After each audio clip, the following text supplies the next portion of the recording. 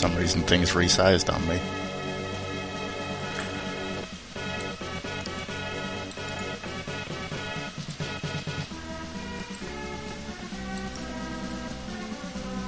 I just hope my new OBS settings won't explode fuck anything up. Yeah, I did like a short test yesterday. Apparently I can stream in 60 FPS, but I just hope for some reason things resized on me. Go well.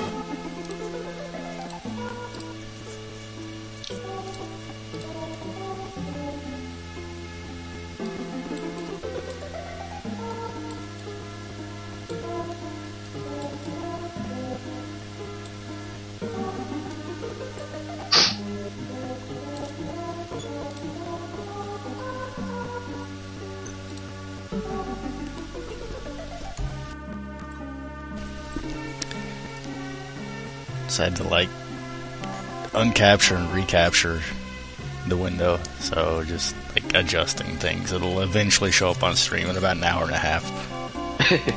Yeah, when finishes percolating to the new Twitch servers in Antarctica.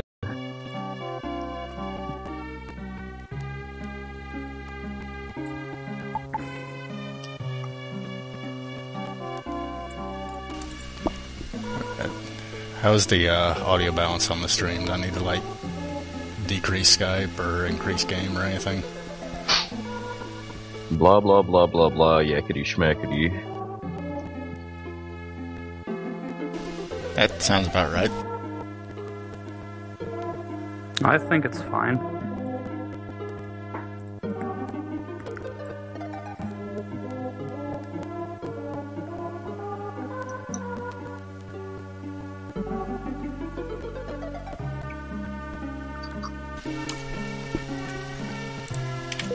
Well, alright.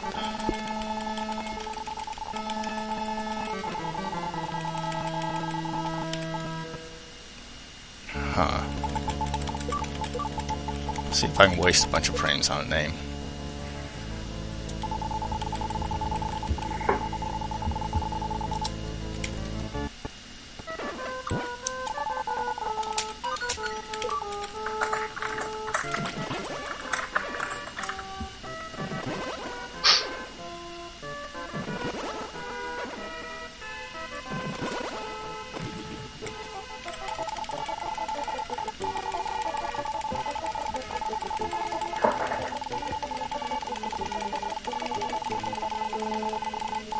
Commentating this might be a little bit weird with delay, but I'm sure we'll manage somehow.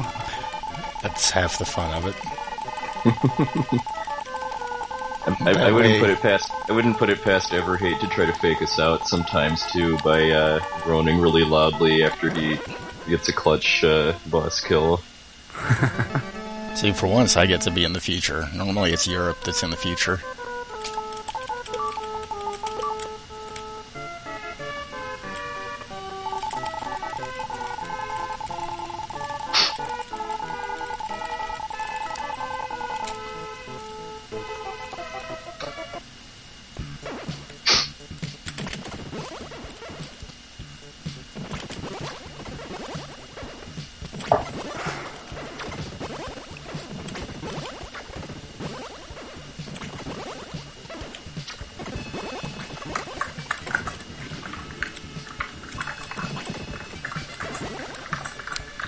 So, for those who are unfamiliar, this game is basically AI manipulation, the game. There's not a whole lot of randomness to it, or at least meaningful randomness. It's just a lot of figuring out what works against a particular enemy and then using that over and over and over. That sounds about right. And so you're doing without death warps then for this run? We haven't entirely decided. I think I'm going to do like a combination. When he's at low HP, at some point he's just gonna decide to go with death warps. Any death, obviously intentional. Because there's kind of two established routes for running this game too, with using deaths to cut backtracking and without. a little more. There's a little more science behind it than in Illusion of Gaia, just because you lose your gems when you die in this game, unless you have a strange bottle equipped. So that does affect the routing.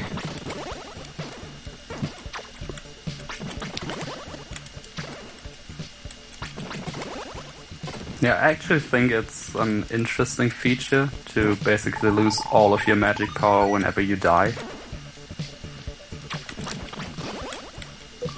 So for the most part, I'll probably take at least these deaths here in the first section, because it does cut down backtracking a lot, and this area is a lot of backtracking anyway. There are a couple I'm going to skip and just do the no-death strats, because like I'll be coming back there later for an emblem or something. I'm going to go ahead and get the magic power just for fun. Bracelet again? Yeah, I might as well. That's one of those things that, like, when you're playing the game in the era before the internet, you know, in those dark ages when we actually had to figure things out. Pretty unusual to get. Yeah. When the rogue way to goof off during university class was to play TI-80 or TI-83 calculator games.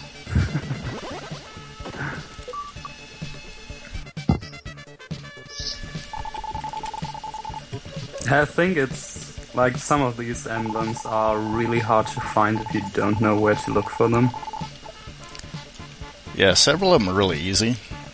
I would say that, generally speaking, you'll find like 5 or 6 without trying too terribly hard. And then a few of the others are a bit more difficult.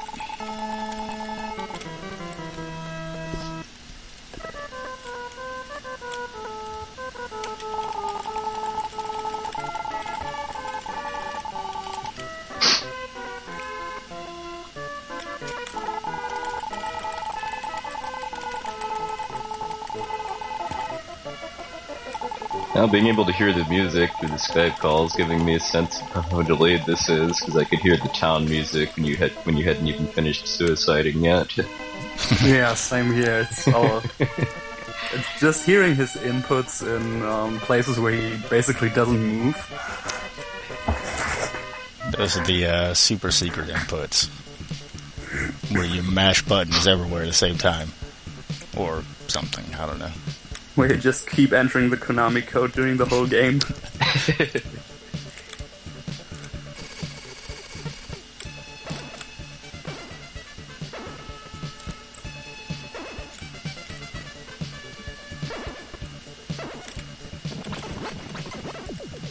Voltus, I don't think you have to worry about spoilers, because the plot for this game makes even less sense in a speedrun than it does normally, because he's just like walking into people that he has nothing to do with, and then leave it to talk to them once and then leave.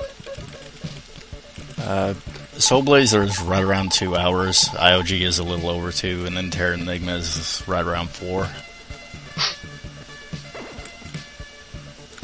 Plus the endings, of course. Each game is about a 20-minute ending, I would say. Yeah, sounds about right.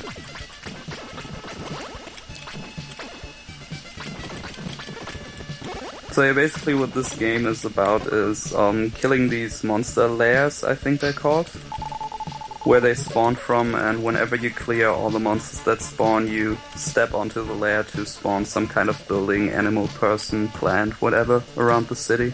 Yeah, it's very ActRaiser-esque. I'm sure there's people that have never heard of any of the games we're playing. They've probably at least heard of ActRaiser, which is Quintet's most famous game. Yeah, it's basically in the time before the game starts. Wow, that was a complete whiff. Okay. The king of this particular area of the world made a deal with Death Toll, which is, Dark Gaia or the devil or whatever you want to go with. He sold the souls of everything in his kingdom in exchange for gold. And then some various trickery happened, because making deals with devils is always a good idea. Mm-hmm. Everybody's doing it, it's hip. I got this new shiny fiddle. Wait, no. Well, I think the more we will progress throughout this relay, the less sense the stories of the games will make. Yeah, well, this game is pretty light on story, other than the backstory, because there's even in a normal playthrough, the NPCs don't really have a whole lot to say until you get to Madrid Castle. Yeah.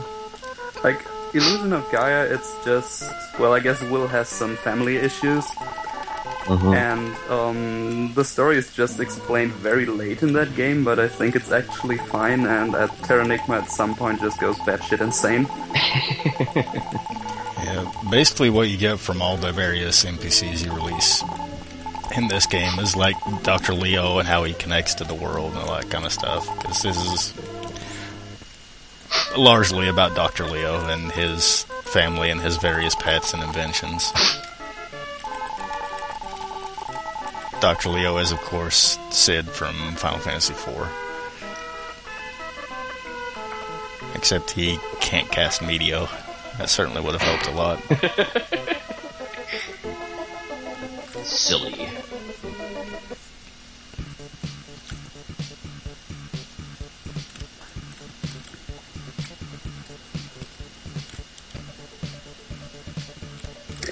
Good thing you can set a starting time for a timer in W-Split, because I completely forgot to start mine.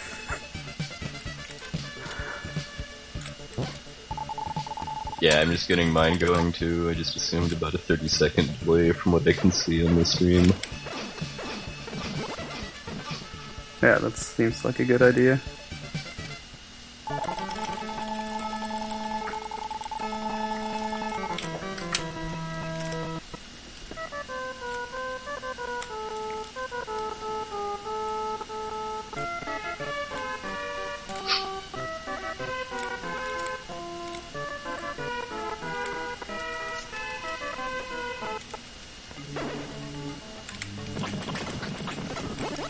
So, this first area, kind of simple.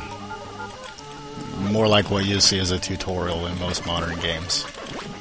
Not anything is terribly difficult as far as enemies, and it's a lot of backtracking to town to open things up and such. Like, I think when first playing, it's still not that easy because, I don't know, I had a lot of problems getting used to the combat mechanics of the game initially. Yeah, it's like you get hit so easily. Yeah, there's no like knockback or anything from getting hit, and there's a pretty short invulnerability period. So if you start taking damage, you're probably going to take a lot more damage. Yeah, that's mostly a good thing in a speedrun, though, just because it makes damage boosting through enemies a lot more powerful when they don't knock you back. Yeah, it's just, like, when you get used to it, the first chapter, like, the first time you play it, it can be a lot harder than it should be. Just because the game is... Well, I guess if you're used to more modern games, it's kind of wonky in terms of controls.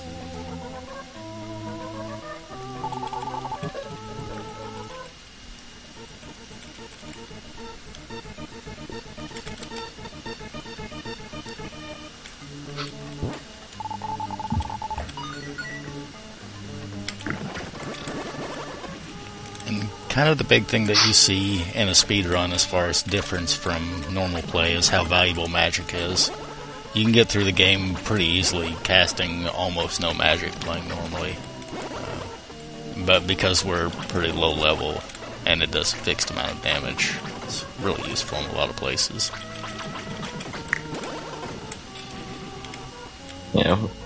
There's two nice things about the leveling system in this game for speedrunning. One is that you get your health fully refilled whenever you level, and that can be worked into the route for being able to like walk across damage tiles and stuff like that, and the experience curve between how much you need and how much you get from enemies in certain levels is a little wonky too.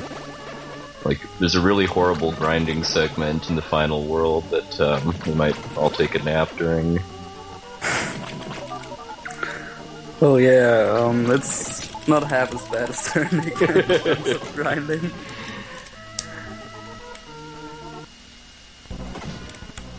Even though I tend to blow that out of proportion a bit, it's not that bad. It's just really cluttered into the first hour of the run. And if you're going for record, it's something a lot of your attempts consist a lot of, I guess, because the set points are after most of the grinding. That's where they die. So, when I killed that Grinding boss, is where runs go to die. I'm pretty sure it damages his brain pretty severely, because I'm fairly certain I kill him a whole lot faster than Will does. Yeah. He kind of, well, he likes to trash talk the Soul Blazer in Illusion of Gaia, but he's probably just trying to hide the fact that he got his butt walloped in a couple seconds. Yeah, he gets completely wrecked in Soul Blazer. I mean, it's even worse in the Japanese version, too. Yeah. It's not really a challenging fight in IOG, it just takes a lot longer. And that boss is kind of your first difficult moment in a casual playthrough. The bosses in this game in general can be a little bit difficult starting out. Once you get the pattern figured out, there are some really safe ways to kill them, but they're also really slow, so we just use a medical herb there. In the Japanese version, he does 1 less damage with all of his attacks, and there's also no conveyor belt in the center. It's just normal ground, so you just walk up to him and poke him in the face, and he dies. He's not a smart man. Well, he learned. When he came to the West, he decided he should have a more elaborate Dracula-style castle. Mm-hmm. Yeah, you'll be seeing a lot of that. I think it's called crab walking in the tutorial, where you sidestep with your sword out. That's actually a more efficient way of doing damage to a lot of enemies, and it lets you get around level requirements for being able to swing swords. Soul Blazer, the premier crab walking simulator. Yeah, it's whenever you hold L or R, you'll stay facing the same direction that you were when you started holding it. And that enables you to take advantage of the gigantic hitbox on the sword. It does do minimum damage, so you do 1 damage instead of what you do with your sword, but against bosses you're doing minimum damage anyway. Yeah, it's also the only way you can actually use swords that you don't meet the level requirement for. You can just hold them out in front of you instead of swinging them. Which is kind of weird, I guess, but... Yeah, it doesn't play too much a role in these early worlds in the game, but eventually there are enemies that only take damage from specific swords, and he's going to be doing this in order to cheat, not being high enough of a level to use them.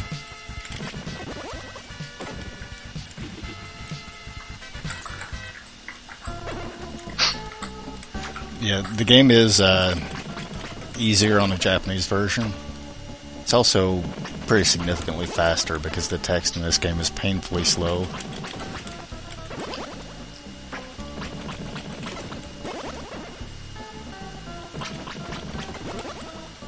Which is a problem that goes away in the next game and then comes back in the third one. So here we have, this is some extra stuff I'm killing again for emblems for the Magic Bell. A lot of these kind of optional ones I don't have a good way to kill yet.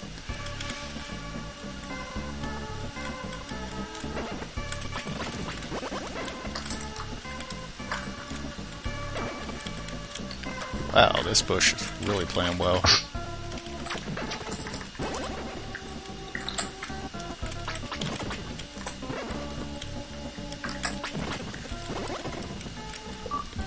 So, I was talking earlier about almost all of the enemies in the game are completely manipulatable. There are a handful in each area that have random movements, but they do have tendencies.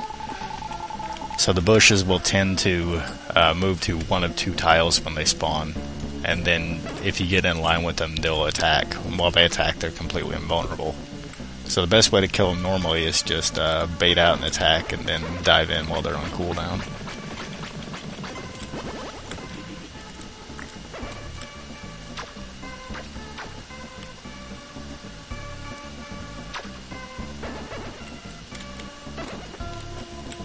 It's really a shame you can't rename Will. You destroyed a lot of combo opportunities with that, in terms of file names. Darn it, Quintet, why? Well, no one wants to actually identify with Will by naming him after themselves.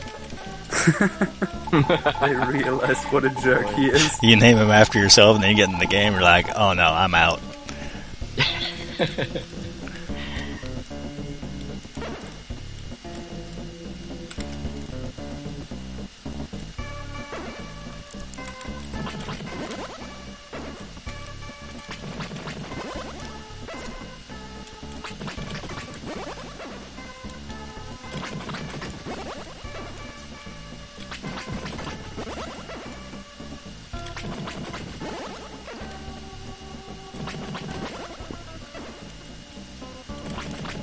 Wait, are you actually getting the mole, or... Oh no. Oh, sorry, got that wrong. Thought it was a different layer.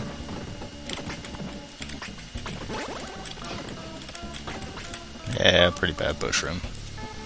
Oh well. No, it's the squirrel that I released will give you the second sword if you bring back an item to him. Don't care about that. He just opens up the tree, so another squirrel will give me an emblem. And then the stuff with like the mole or the mole holes is it just leads to the Leaves of Greenwood, which I need to progress a little bit later on.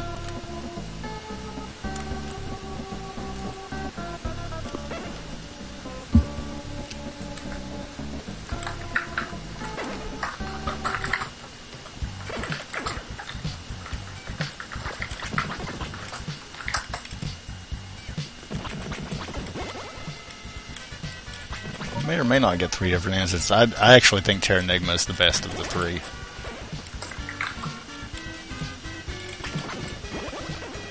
Soul Blazer I think is, it's in terms of mechanics, I prefer the overall setting of IOG though.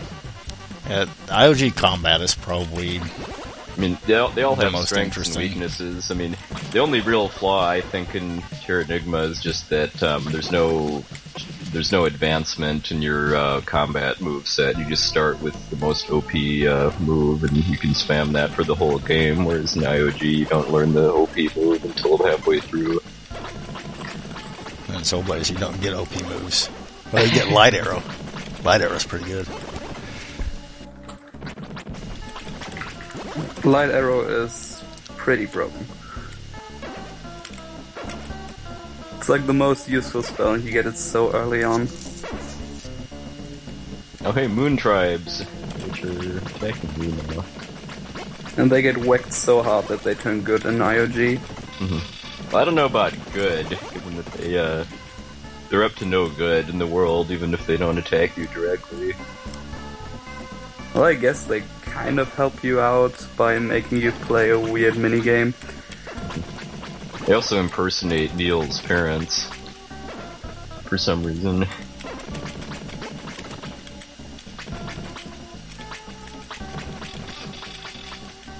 I think that's actually a really funny thing about the relay. You will see like assets from Soul Blazer being reused and from IOG later on. So those lizards there, if they move up or down, that's good. If they move left, it's okay. If they move right, it's really bad. And I had obviously quite a few of those move right. To avoid losing a bunch of time there, you basically just have to take damage and then risk losing time in the next area.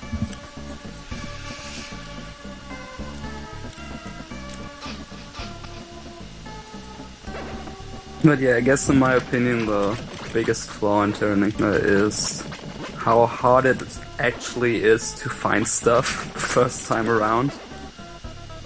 Like, some of the things are ridiculously hidden. Yeah, I mean, I'll no start clue. groaning when he gets to that part of the speedrun, but figuring out where to go to get the 5th Starstone was something I just could not do without a guide when I played the game for the first time. It's like the game just expects you to talk to every single person in the world at least twice.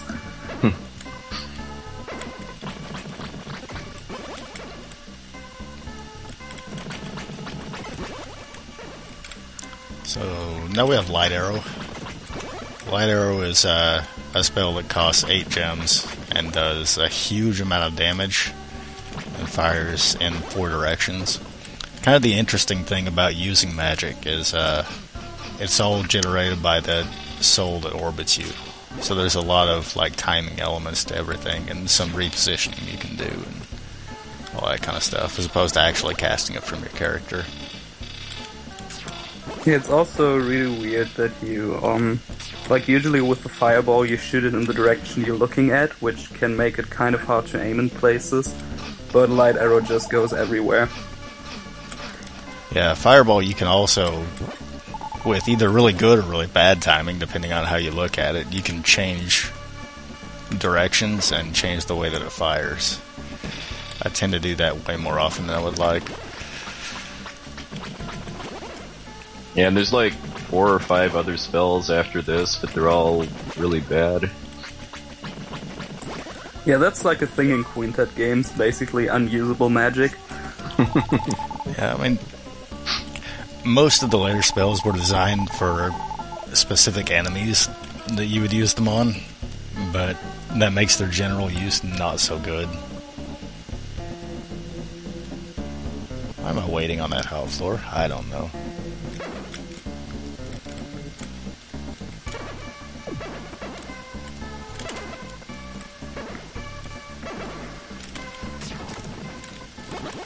There's an item that you can get called Ice Armor that'll prevent taking damage from those type of hot floors, and another one later on. These, not a big deal at all. The ones later on really hurt a lot, and they're in a dangerous area. But we Ice still have no armor armor. is the one you get in the bird dream, right? Like where you open up the passage behind to get behind the tree. You talk to a stump that dreams it's a bird because it's just a huge jerk. And then you open up the passage to the treasure chest. You can see right at the warp. I can't understand how it doesn't want to be a log anymore. Well, maybe it's tired of rolling downstairs alone or in pairs. And over your neighbor's dog. Maybe it's afraid of being a snack for the wrong person.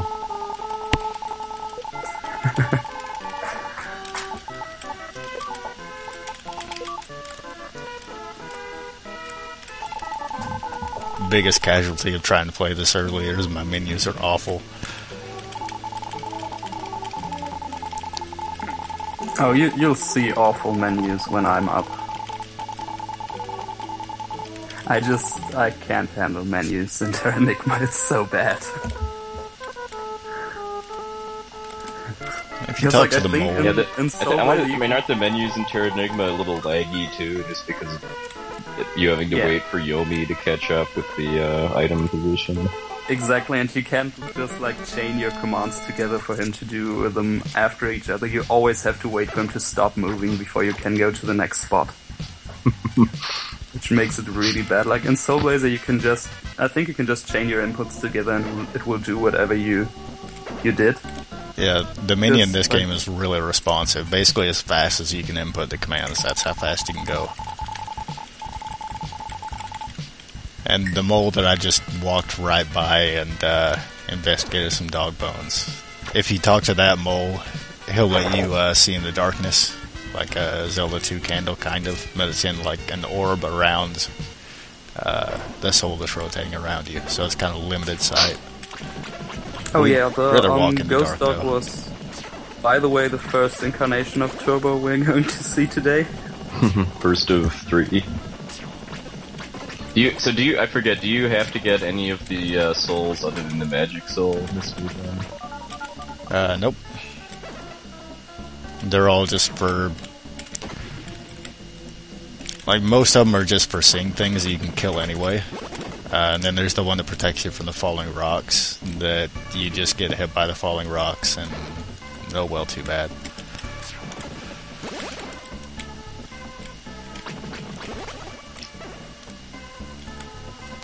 It's kind of like IoT in the sense that there are some puzzles built around them where they let you see invisible things, but if you know where they are, you can pick them all up anyway. Or kill them in the case of invisible enemies.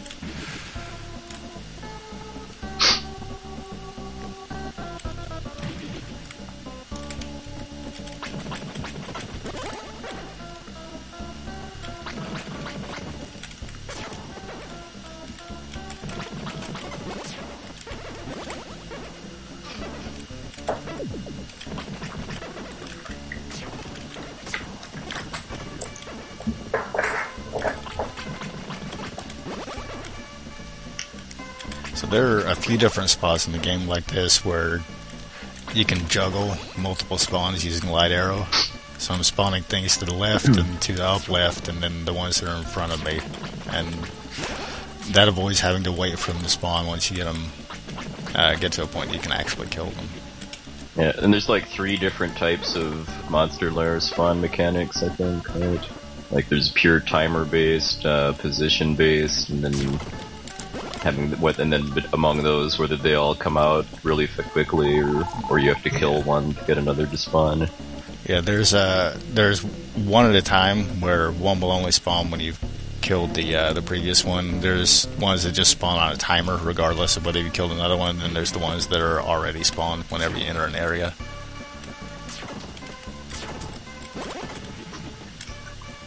I guess if you want to use your magic, the timer-based one is the best one because you can just wait for them to stack up like that and get them all in a single shot. Yeah, I do that in a couple of places, and the lizards at the top left in the previous screen, where I was killing one side of lizard and light arrowing some firemen. The ones on the top left were then on a timer. So as long as I keep the lair on the screen, they'll continue to spawn, and I'll be up when I'm ready to be able to kill them.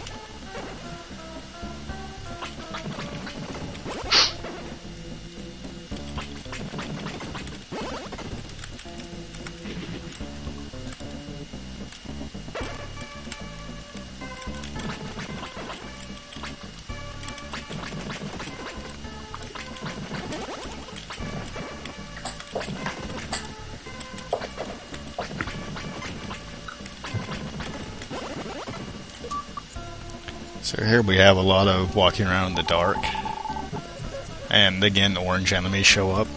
Other color enemies also show up, but this is obviously Zelda 2. You do get small areas of light with the torches, though. Between that and enemy positions, it's not very difficult to navigate.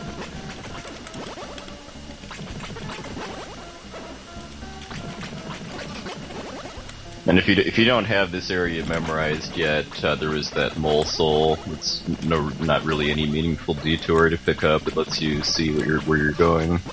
Yeah, it costs like 15 to 20 seconds. I mean, it's nothing really in the grand scheme of things.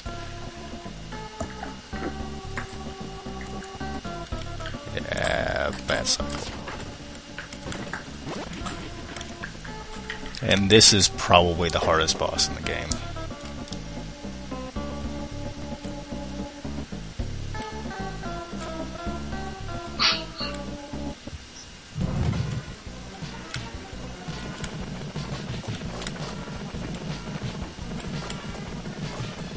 Like, the speedrun of this game is a lot about memorization. Just knowing which layers you actually have to clear and how to manipulate enemies.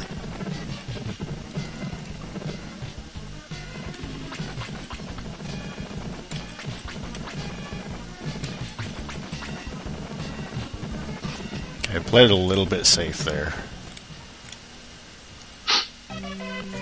That boss, 3 hits kills you. And again, because there's no like knockback or anything, if you take 1 hit, you're probably going to take a second hit. You want to always take 3 in a row. The fastest strat I have for that involves me taking 2 intentional hits. So yeah, as you can see on this boss, the hitbox of the sword is basically bigger than your own sprite. Yeah, it skews both upward and then to as an extension of where the sword is when you're facing. Like if you're facing up, it'll skew up and to the right. And then facing down. And also down a little bit behind you for no apparent reason. Yeah, that's more about the boss's hitboxes. They're large enemies, but they only have the ability to do damage to you with the bottom half of their sprite. Whereas you can deal damage to them basically anywhere on their sprite. So it skews a bit in your favor. Even still, some of these bosses, when you're playing it the first time, can crush you. That one in particular, because the statues, except for the first one, can outrun you pretty easily. So trying to figure out what you can do, and you're able to take probably 6 or 7 hits And probably have a medical herb. You may have the shield bracelet if you found that, but it's not an easy task the first time going Shield through. bracelet halves the damage you take, right? Yeah.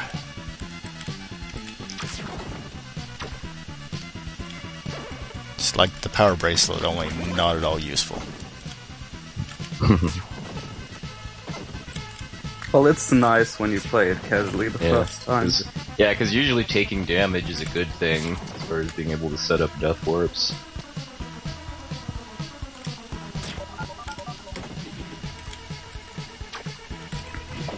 Yeah, when you're playing casually, it's not a bad idea to switch back and forth between the shield and the power bracelet for different things. But generally speaking, the power bracelet is going to save you more damage than the shield bracelet will anyway.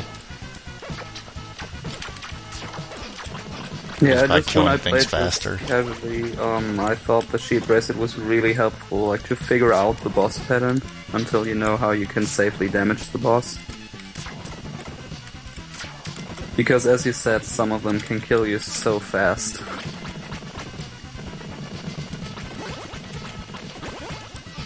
Yeah, the lack of knockback is a double-edged sword.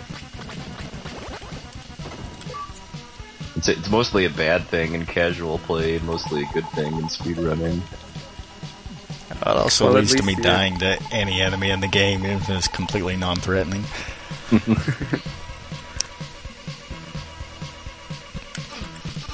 At least you don't lose that much progress if you die in this game, except for your gems, which is kind of bad. Yeah, the penalty But for then death is again- really minor. Not as bad as in casual play, because you're most likely not going to use a whole lot of magic there.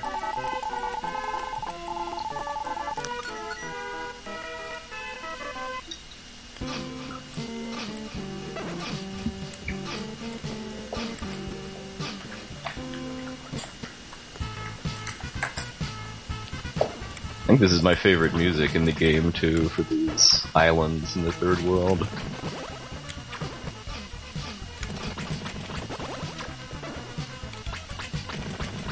So, we got the bubble armor that'll protect us from taking damage underwater.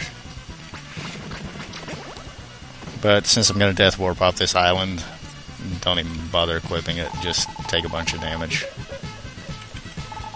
It doesn't actually save a menu because I do have to equip it anyway. But it's one less hit that I have to take from gorillas and risk taking a second. I think I'm in 3 hit range. I'm in 3 hit range. Bleh.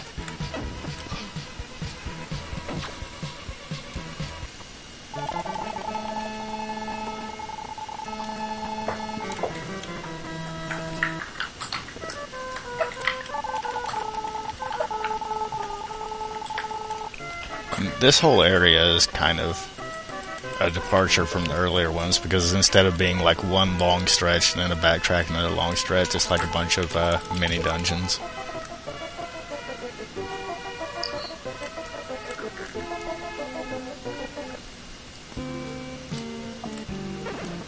And it's really easy to get lost. It's like all these islands that you remember you have to go to, but exactly in what order, I don't know.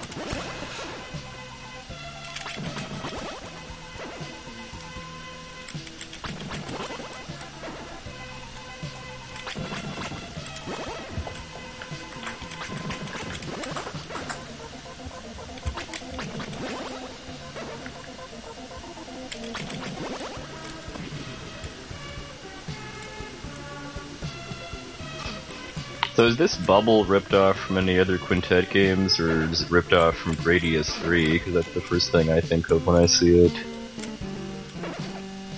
I always have like Vietnam War flashbacks to the crab boss from Blaster Master.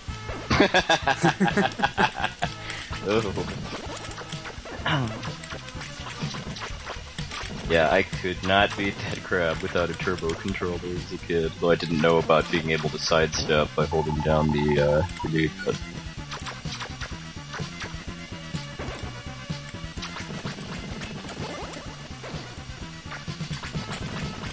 We got these massive jerks here throwing tornadoes at us.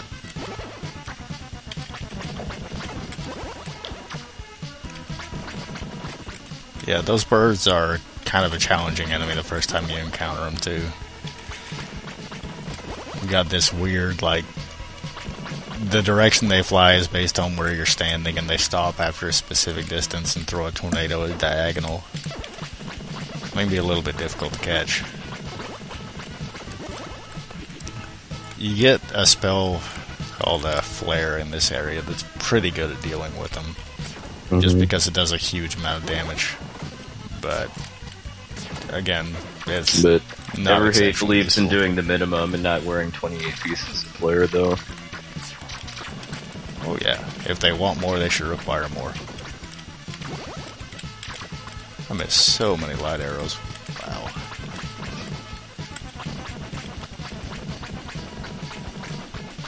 So, you get to see why magic is really important in this area. I have to kill some rocks with my sword, which is just as difficult as it sounds.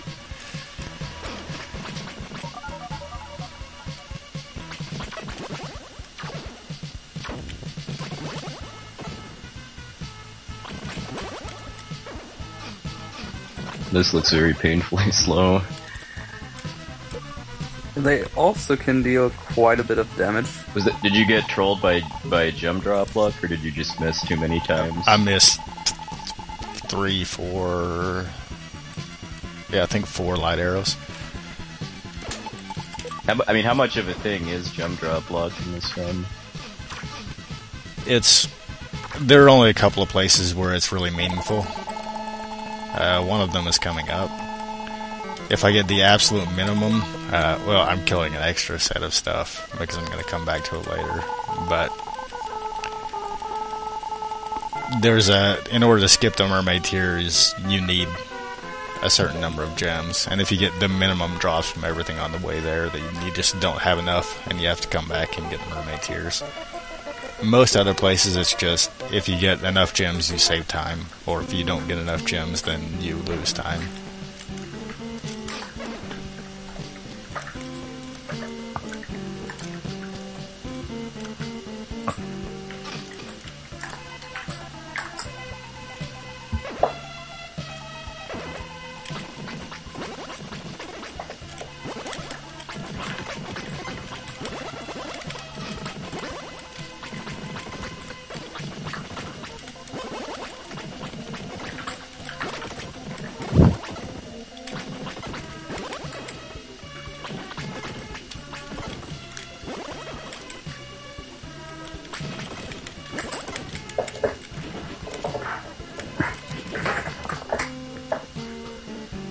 So those seahorses I was fighting along with the jellyfish are optional.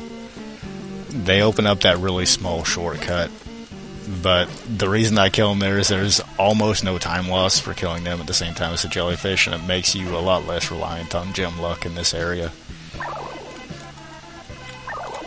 I'm also going to kill this manta ray, because manta rays are jerks. I'm going to come back to this later for something completely unnecessary.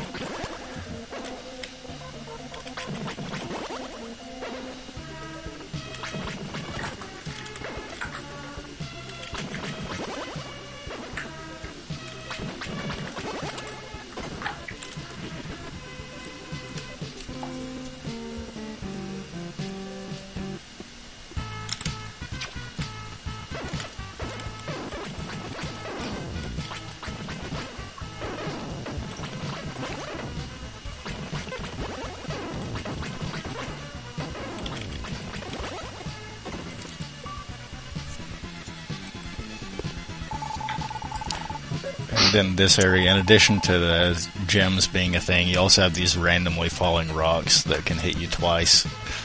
They only do 1 damage, but if you get hit by too many of them, you can end up with too little health to be able to walk on all the lava that you need to.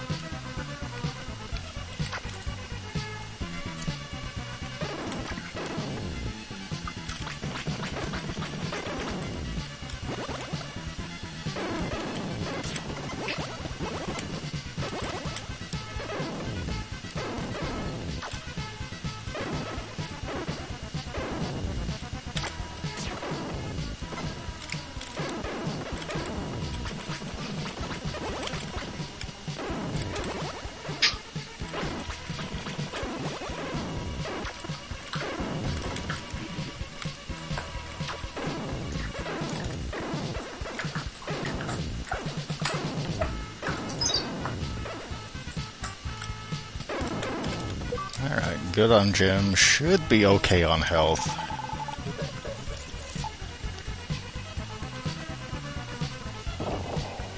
If you skip the critical sword, you can get away with almost no health in this area, but then you have no critical sword,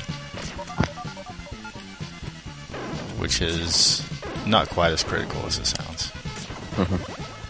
Although it turns out everybody's a critic in this world, even swords. Yeah, it turns out that the crit sword may be highly manipulatable, at least for a task, but there's no reliable way to manipulate it in real time yet. And then the critical is that an instant kill then, or is it just more damage? It's an instant kill on anything that isn't a boss or immune. So anything you need, like an anti-metal sword or spirit sword or something. So basically everything except bosses, metal things, and ghosts. Yep. Oh my.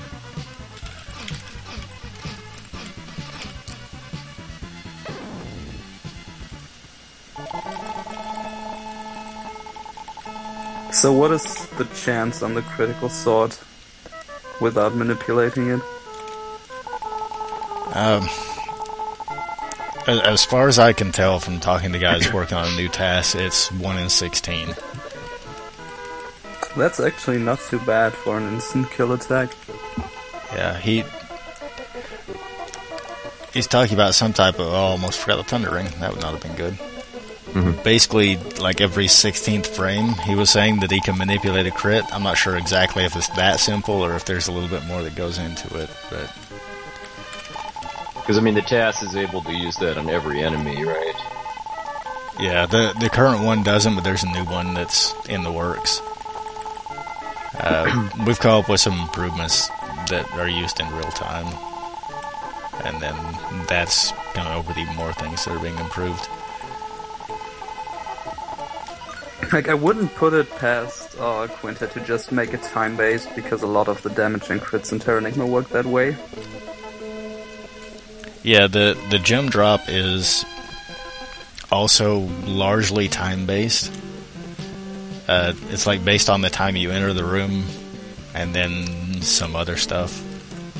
There's like 2 different RNGs running in parallel, or 2 different formulas that determine what kind of a gem that you drop.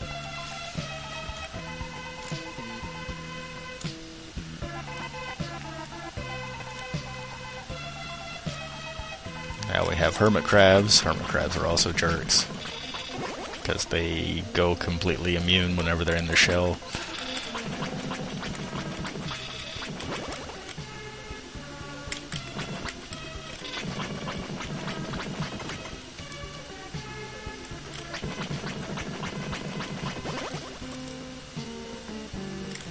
Yeah, there's really some delay from what I'm hearing on over the Skype call. Oh well, nothing you can do about it.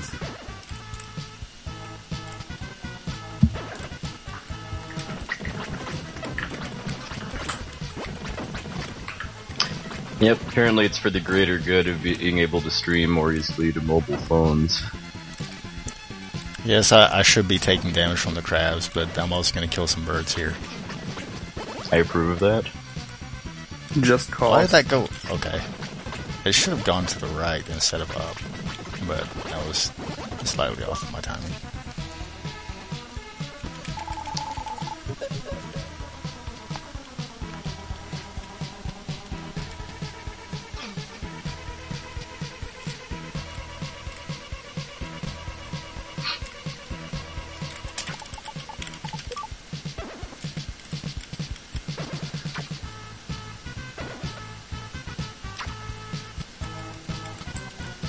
This is new manipulation by the guy that's doing the task.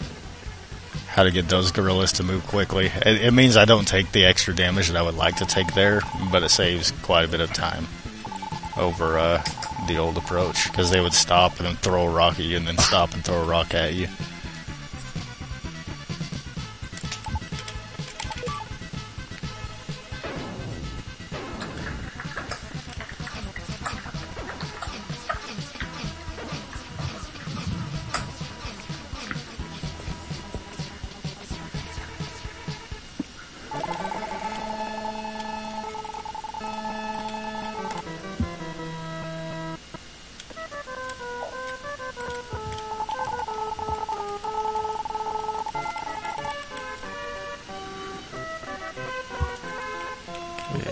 hopefully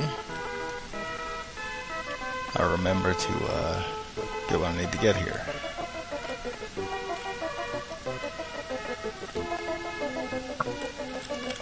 And are we going to be seeing a certain entertaining way to die in this world?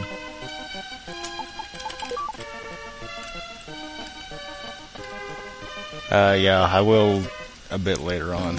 I've got to figure out what it was that I missed somewhere along the way. There's a dolphin there that shows up. That's part of getting an emblem. I can just backtrack for it later when I think about what it was that I missed.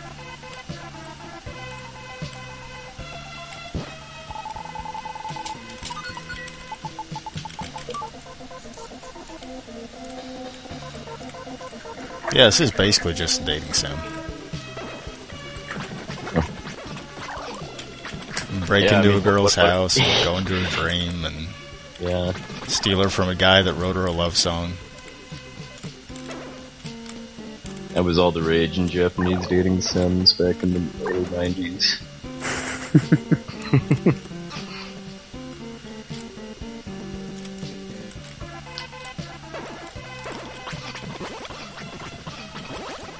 Oh, wait, I think I remember what I forgot.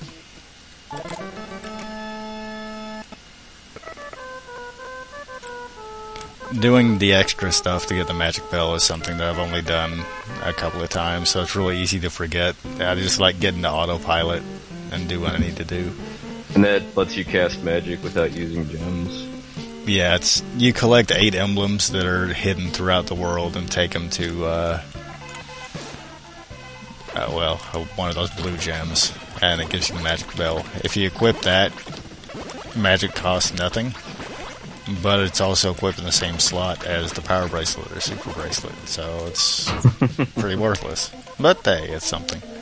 Mm-hmm. Makes a nice dinging sound, I bet. You'd have to imagine it. It's still a shame that it's the power bracelet and not the power glove, though.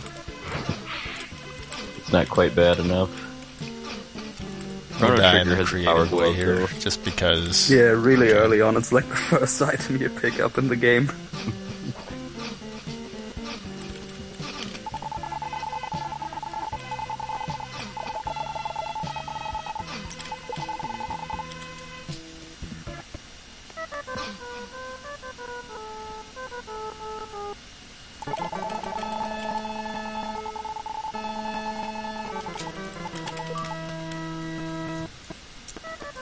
So obviously that's not the fastest death warp in the world, but it is kind of fun to be able to die in town.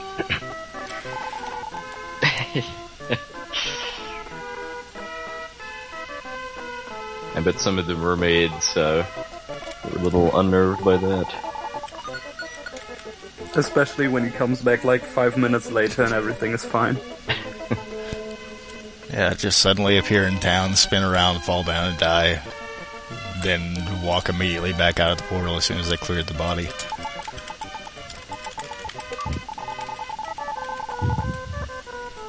So the Dream Rod is something that you actually use a lot in terms of just finding secrets and all the different weapons and armor and stuff. You don't get a whole lot of use of it in the speedrun, but any excuse to use the Dream Rod more is pretty cool, because a lot of the items do tend to be like one-time use things.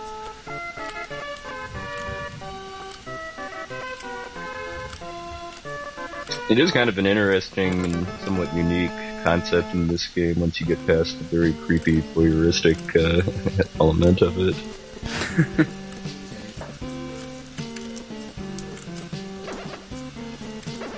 Yeah, the only interaction that we even have with Lisa until much later in the game is we go into her house while she's asleep, we invade her dream, and then when she tries to talk to us, we run away. Which obviously is the fastest way to a girl's heart. Don't try this at home, please, thanks.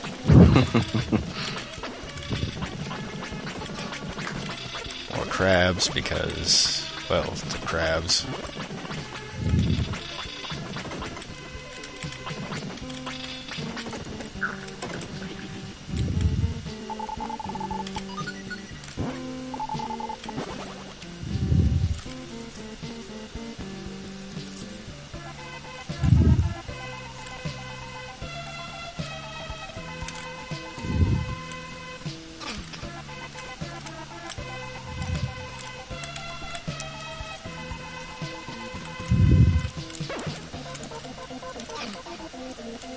What was in those other two chests? One of them had a medical herb, the other one was empty. You just gotta love empty chests in video games. Yeah, there are a handful of them in this game. And At least it's not like completely out of the way. You get there and it's empty. Yeah, and then you there's feel empty inside. that chest that's on the way to this next boss, I think has one gem in it.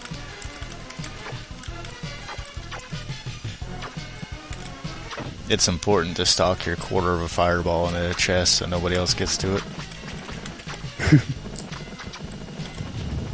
This is another boss where it's taking advantage of his unusually small hitbox. It does change as it goes through his different animations, but it stays like non-existent for most of the fight. And this is another one that looks kind of scary, but once you really know how to abuse the hitboxes, it's easy. And with the power bracelet, even crab walking and stabbing now does 2 damage instead of 1. So that helps pretty significantly. It's like if the bosses in this game had legit hitboxes, they would be so hard to beat.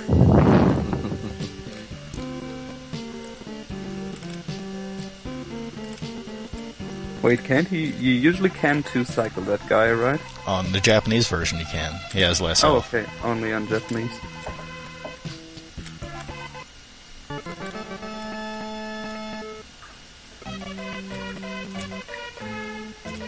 Yeah, it's too bad the text is so slow in Japanese IOG, just because the game as a whole is a lot easier. For a variety of reasons.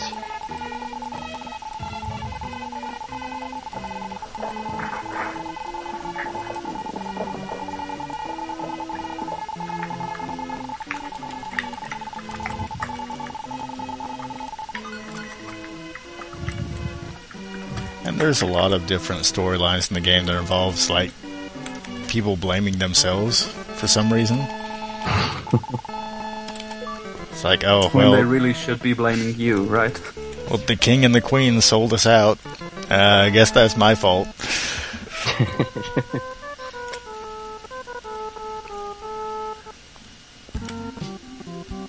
No one actually blames Dark Gaia, though, it seems like, ever. Yeah, he's kind of just there. And then you fight him. Which is like the main theme for all 3 games.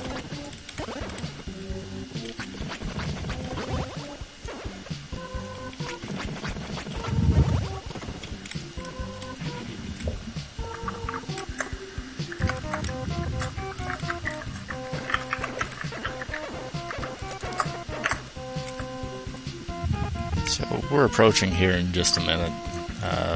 Level 11, which is significant because it lets you swing the critical sword. At this point in the game, we're still using the very first sword in the game that you get in the first room of the game. So it's pretty nice to have the damage upgrade finally, as we're like halfway through.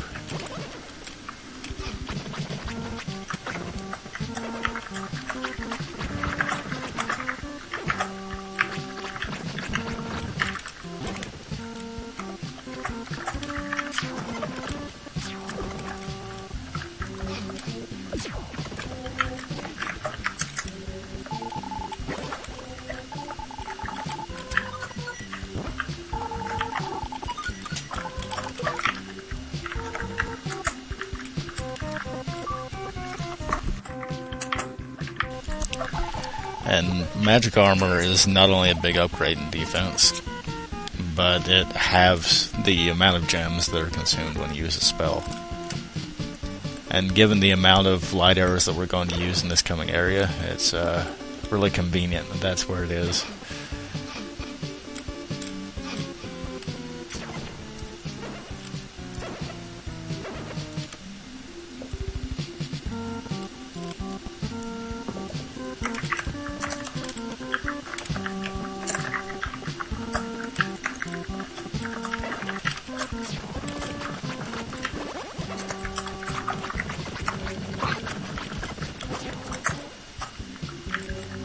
And the Soul Blazer does not have the Arc swag boots, so he has to get Snail Goo shoes instead to get around in this area.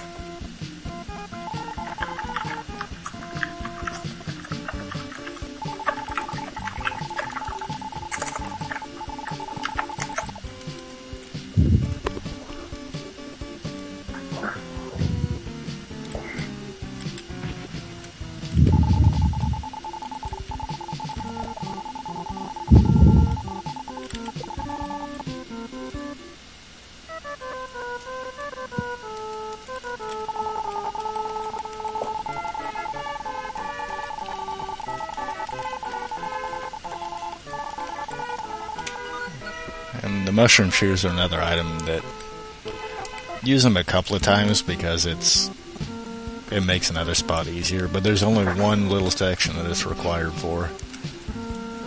Yeah, and there's not yet any known means of skipping having to get them by, like, defeating the Nintendo Ice physics. Yeah, it would take either some type of a way to alter the physics or, like, clip through a wall or something. There's not really anything substantial in terms of glitches in this game. There's a few minor things here and there, but... Yeah, I mean, the only game that really has meaningful glitches is IOG. The other two... the other two of the speedrun routes are just a lot more about optimizing combat and item collection, that sort of thing. Yeah, like Terranigma has about 45 seconds worth of glitches.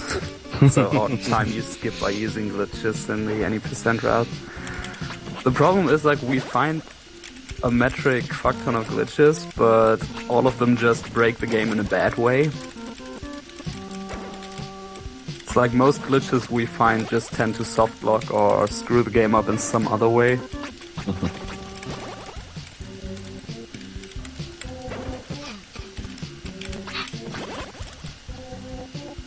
It's important to take time out of your day to Wiggletron. These enemies here always make me think about Candy.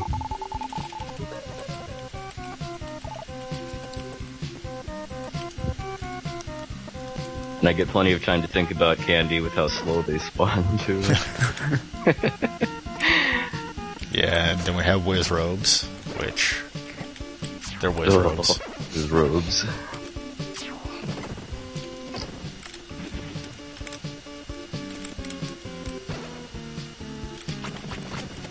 At least the slimes aren't as bad in Soul Blazer. Slimes in Terranigma are horrible, horrible creatures. They can do a lot of damage to you really fast, and they're one of the only enemies in this area that's a little bit unpredictable in their movements, but they're not bad. These bats are a whole lot worse. But I don't think, like, status effects are actually a thing in Soul Blazer, right? There's no poison or something like that. There's only alive and dead. The most important ones.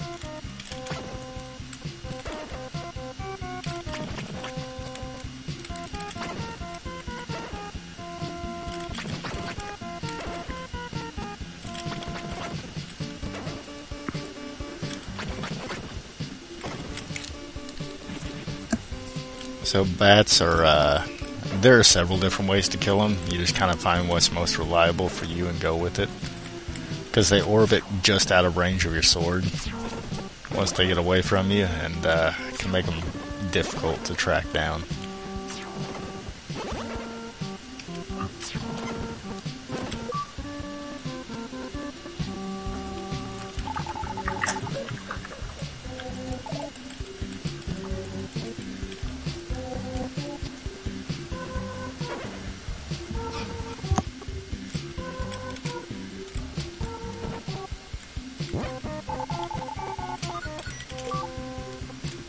And Lucky Blade that we cannot swing yet, but it doubles your chances of getting better jump drops.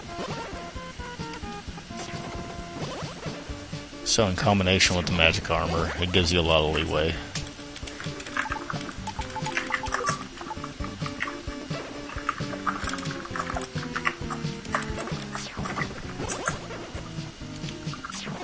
by which I mean I'm still going to get only minimum gem drops.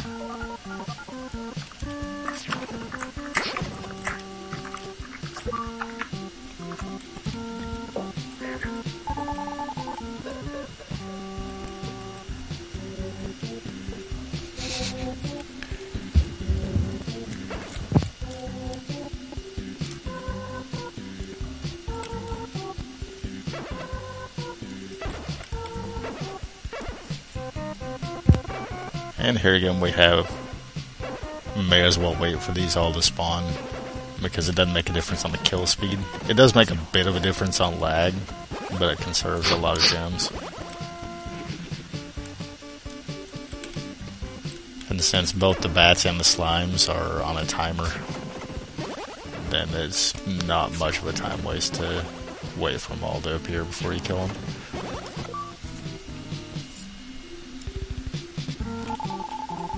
That lag. Yeah, there are only a handful of spots in the game where there's any significant lag. And they maybe should have thought about like adding the sprite limit or something to the game. No, because Terranigma no has similar problems. Like there's just some fights and areas in the game where there's way too much on the screen, so the SNES just can't handle it. Well, they took all their ActRaiser 2 experience and learned to lag things real hard. ActRaiser 2 is a great game, but there's just so much lag in a lot of sections of the game. It's also really damn hard if you don't play it on easy.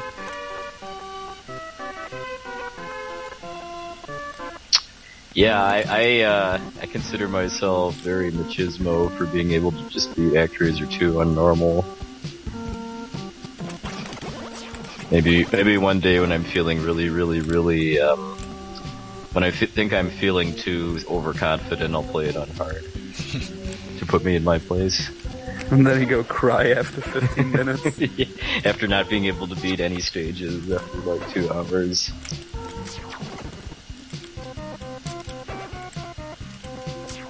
So the thing about these Wizrobes that makes them particularly obnoxious is that if you get within about half a screen of them, they'll spin around and teleport and reappear randomly. Which not only means they can disappear for a long period of time on occasion, but they can reappear right on top of you.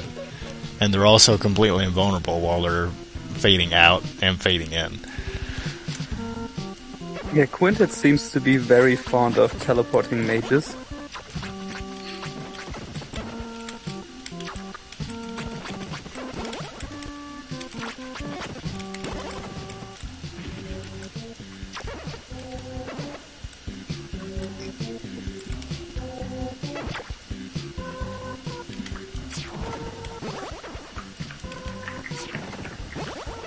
Here we have red wizards that are not required at all. They're just means to another couple of emblems. And may as well kill them, because they're jerks.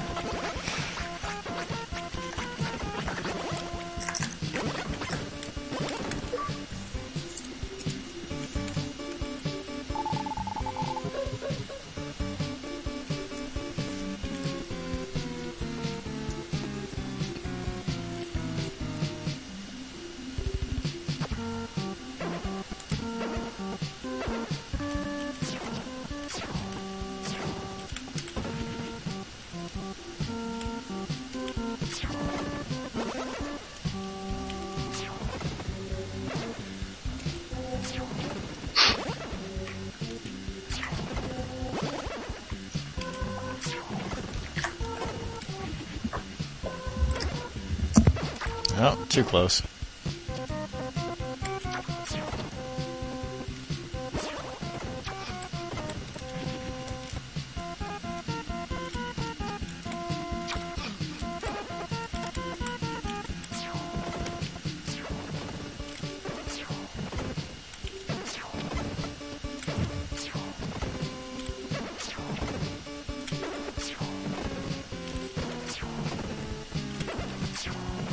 And here, take advantage of the ability to do a little bit of manipulation on where the soul is in its orbit.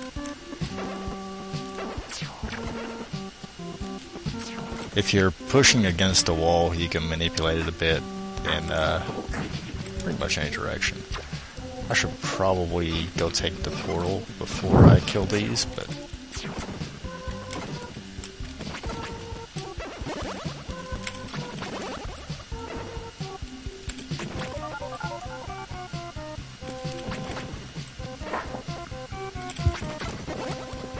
Normally there wouldn't be a backtrack here. That's just to get the emblems.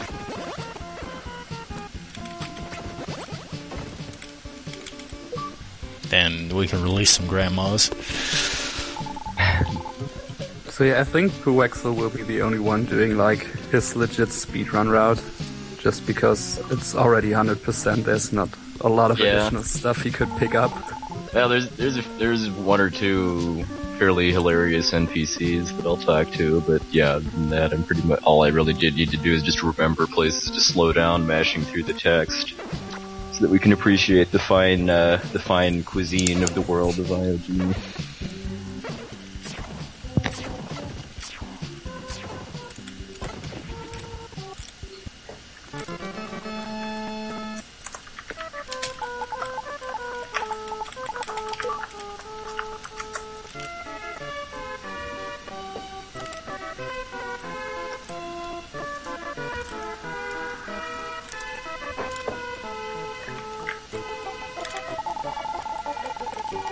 And apparently mushrooms also have dreams.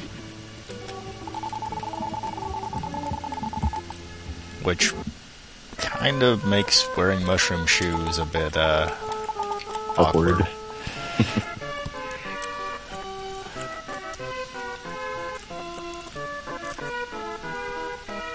Well, as long as he's not dreaming about his mother being turned into boots or anything.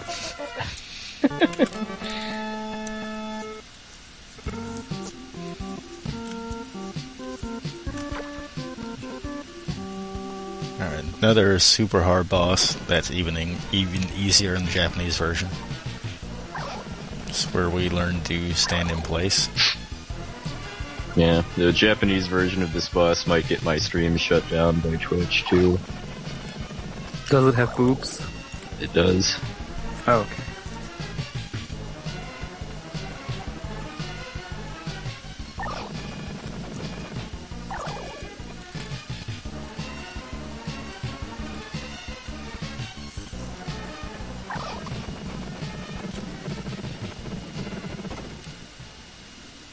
So that's just a case of the boss can't trade enough damage back with you, so you just kind of stand in place and wait for it to kill itself on your sword. Do you even need to dodge those horizontal fireballs? No. But this is the most complicated of all boss strats. The one that it shoots when it's in the center, if you just stand there and don't move, the fireballs won't hit you anyway. So you're just dodging them to look cool. Okay. I did open this up, right? No, I didn't open that up. Ladies and gentlemen, we have the first train wreck of the day. 2 more to follow later on. Oh no, there have been other train wrecks.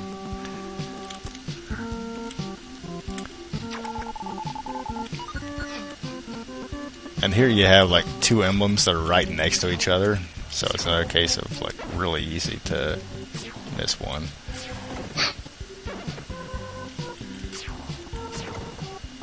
Oh, and then that boss was easier in the Japanese version because there's a platform that extends further out, so you can get more hits before it moves back.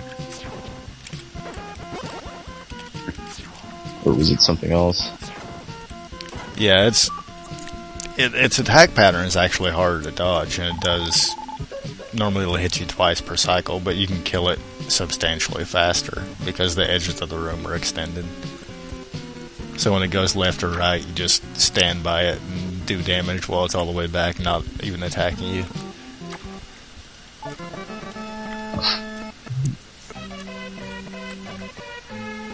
Alright, had to go out there to activate my no-clip cheats.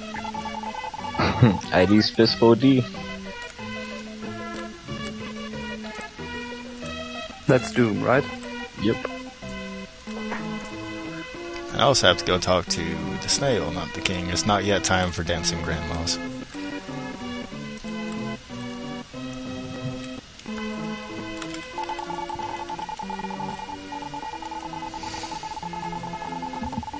I'm in kind of an unfortunate experience range.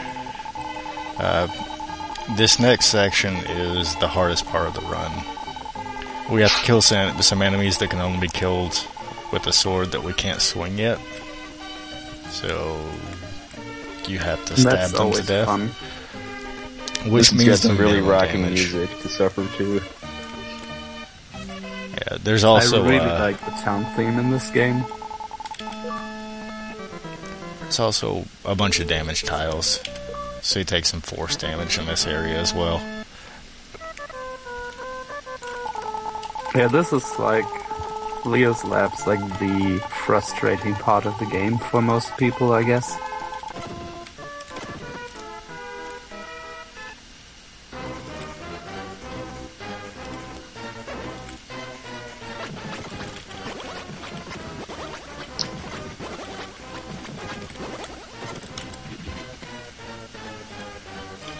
Isn't there like a door or a wardrobe or something that has dreams in this world? Yeah, there's also a chest of drawers that will jump around if you talk to it. And we'll go into a cat's dream here in a little bit.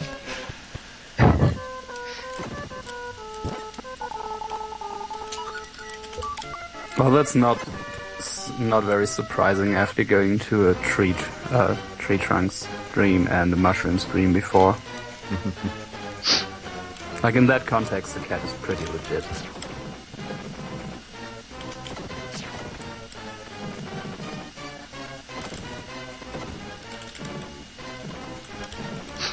I think Zentetsu just means steel blade in Japanese. It comes up in Final Fantasy too.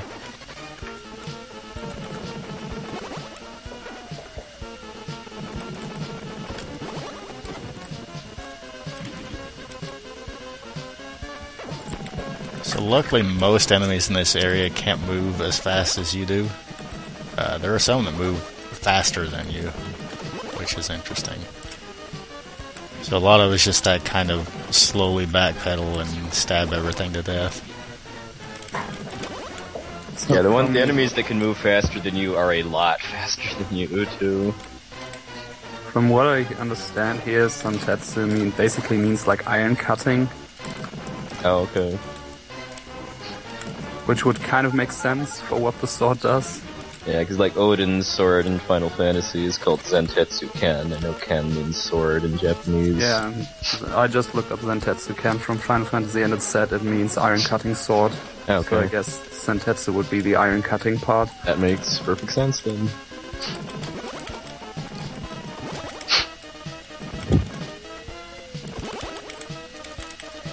Huh. Somehow faced right instead of left. That was interesting. Ordinarily, you'd have ice armor at this point. Does that make you totally immune to the fire tiles or just take half damage from them? It's completely immune. Hmm. So that's kind of one of those safety things you can do when you're learning is it takes about 2 minutes to get the ice armor. But it makes this area a whole lot safer. Yeah, you do not want to let these little batchbox cars get by you too, just because it takes them, like the better part of a minute or something to run around the map and get back to you. Yeah, you're better off they just- triggering a nearby cutscene to make it reset. They just spawn all over the place, run all over the place then. It's really annoying.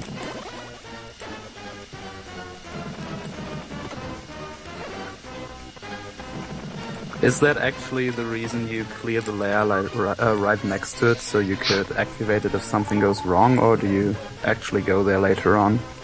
There are two reasons for that. One of them is I need to kill 3 out of 4 to avoid taking damage anyway. You can get by without taking damage with 2, but it's it makes killing one of them really difficult. And those things do a huge amount of damage. They hit way harder than everything else here.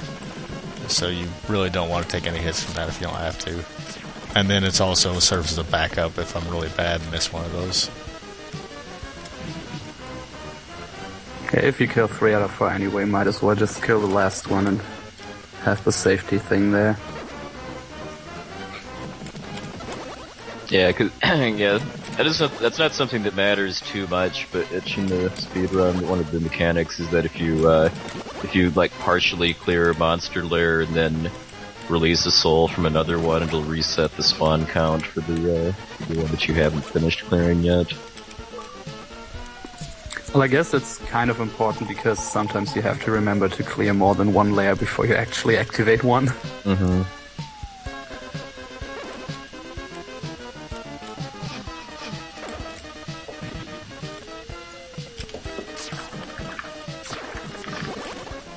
Oh, wow. Okay.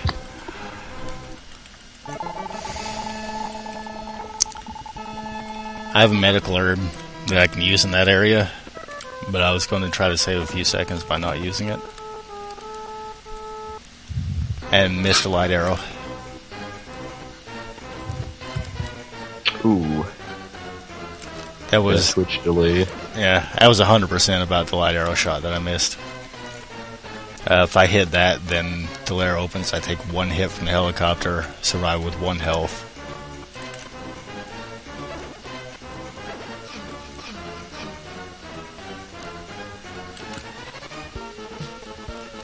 And then death warp immediately after. But unfortunately, I do have to actually run back and release this. And remember, all deaths in this run are 100% intended. Yeah, obviously.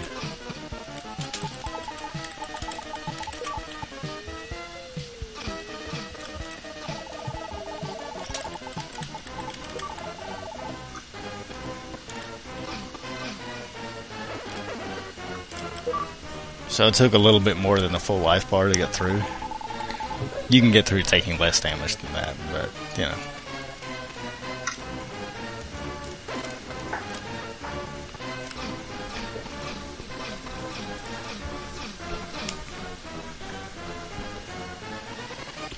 This is, like 65% through the game, give or take.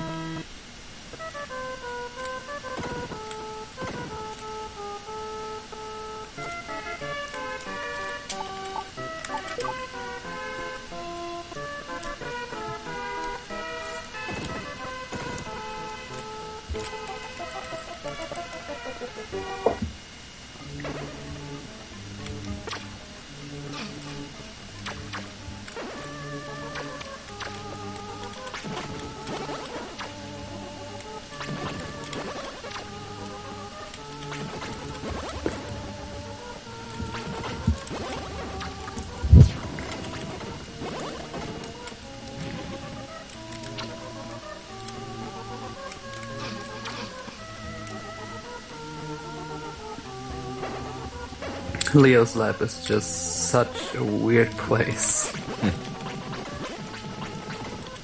Well, it's like Beetlejuice with the model town.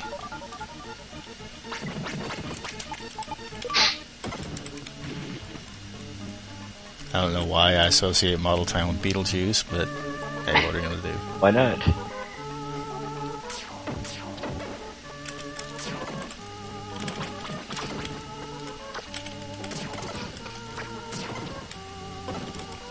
And we have killing some invisible stuff. The little guy was really persistent. Is there any way to actually lose enemies here, or do they just follow you forever? If they run as fast as you do, they can chase you however long they want unless you get them stuck on a corner. That thing is no threat though, so may as well let it chase me. Sometimes I'll kill it with a light arrow, other times I just kind of let it do its thing. These model towns, I remember being quite fun in low percent. Yeah, there are several sections of the game that are pretty interesting in low percent. What are the rules for low percent again? That, like, you have to use the first sword unless you need a stronger one to damage required enemies and stuff like that. Low percentage, just fewest items that you can get through the game with. So, like, once you have bubble armor, you can use it. But you keep bubble armor as your only armor until the soul armor at the end of the game. You still get most of the swords. You skip the crit sword. Big thing is no power bracelet, no medical herbs. Is it also and no lowest light level arrow. possible, or Well, the any I percent killed the run game lowest at the level lowest level. possible too. You have to be Okay. level 24 because you have to be able to swing the final sword.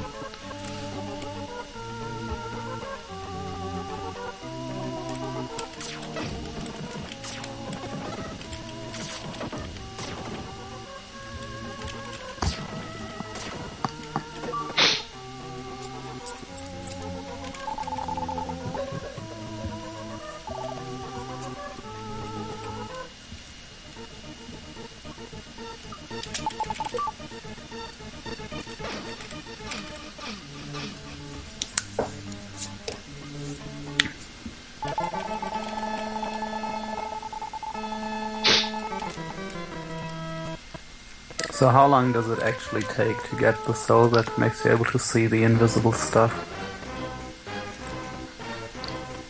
I don't even know where it is off the top of my head. Okay. Like, the only time Guess I it's ever been get a it while is if for I'm you. doing, like, do everything type of playthrough. Because it's not even required for any of, like, the weapons or armor or emblems or anything.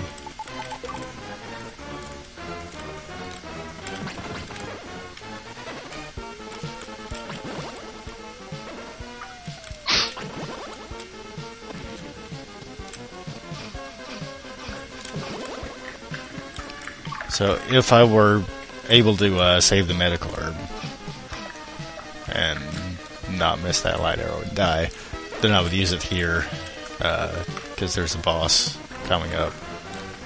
So I just use it to refill before the boss, so I don't have to swap items in the middle of it.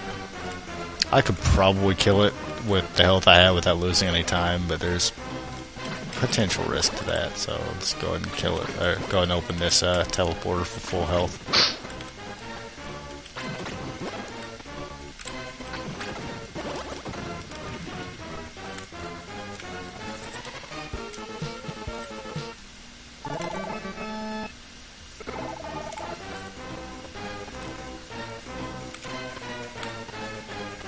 This is another boss that can be extremely difficult unless you take advantage of the way that his AI works. Step one tile to the left and he will never move left or right, only up and down.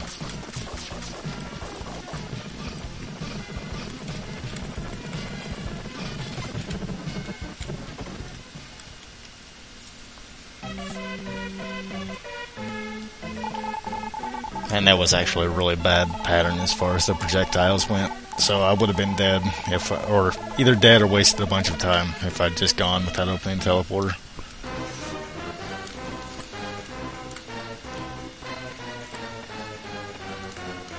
That boss is pretty dangerous if you actually just let him move around and do stuff, right? Yeah, if it starts to be able to run left and right, there are teleporters all along the edges of the screen, so it'll hit one of those and teleport and charge at you from a different angle. It can also be really hard to follow him in order to actually deal damage then, when he moves all over the place. Mm-hmm.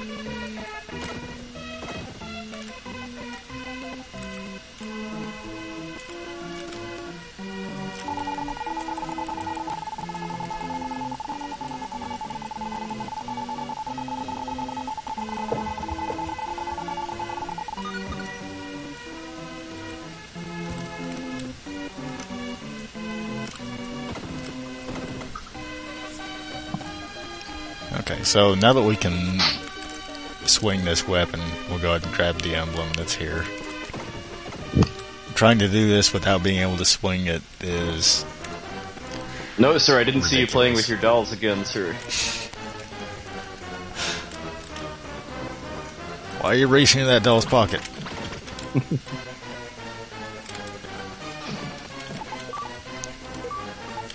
Show me on the missed doll one. where Death Toll touched you.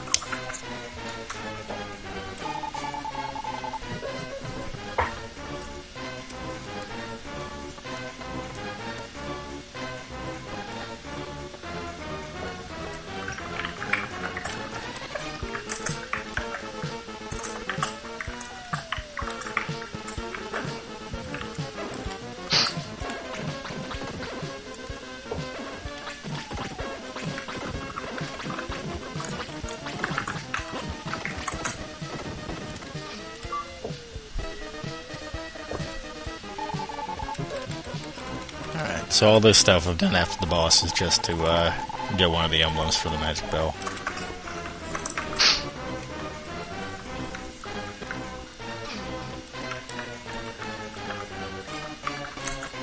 Because you'd normally be done here after getting the stone, right? Yeah, as soon as the boss is done, you just go talk to the doll and then immediately leave.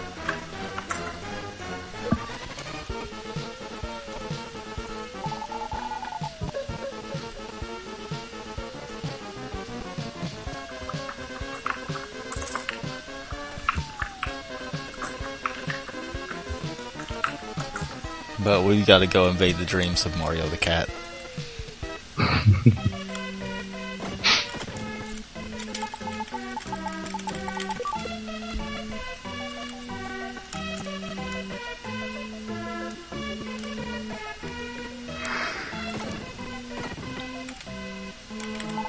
But yeah, the Soul Blazer trilogy is really kind of more connected through thematically than through direct storyline.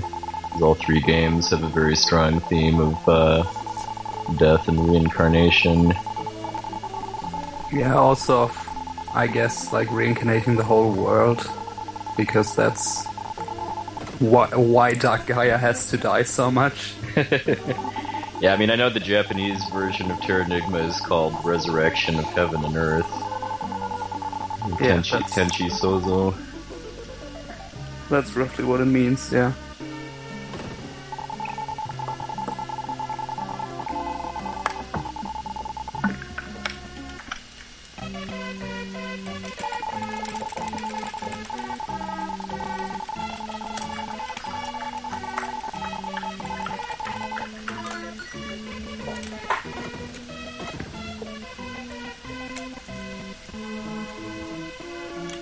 And of course, the best place to entrust the key to your locked door is with a cat.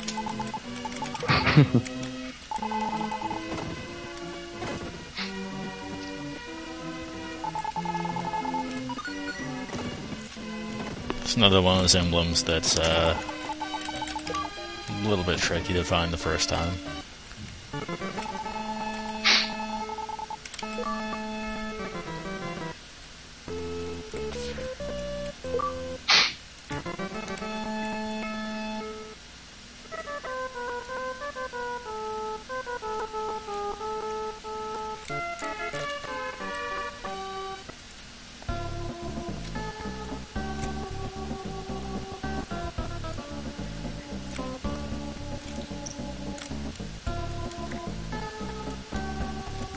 So, would you call the ghosts in this next world the most annoying regular enemy in the game, or the Matchbox cars in Leo's lab worse? Ghosts are... They're probably worse. I'm gonna use lame strats, at least for this one. I may use some more risky strats on the later ones. They can disappear and reappear randomly, including directly on top of you, if you're trying to fight them without using a spot like this. So they can disappear, stay gone for 20 seconds, reappear on top of you, immediately disappear again. Rinse and repeat as often as they want. They do a significant chunk of damage. Yeah, and he's also not high enough level yet to swing the Spirit Sword, which is the only weapon that can damage them.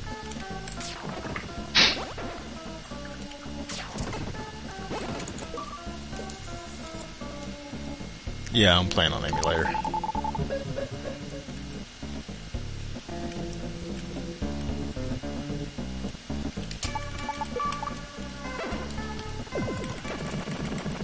That soldier isn't necessary to release, but it makes killing these ghosts a lot more consistent. Because again, as long as you stay in a vertical line with them, they tend to not go anywhere outside of that. They can still teleport and reappear on top of you, but you don't have to chase them all over the world.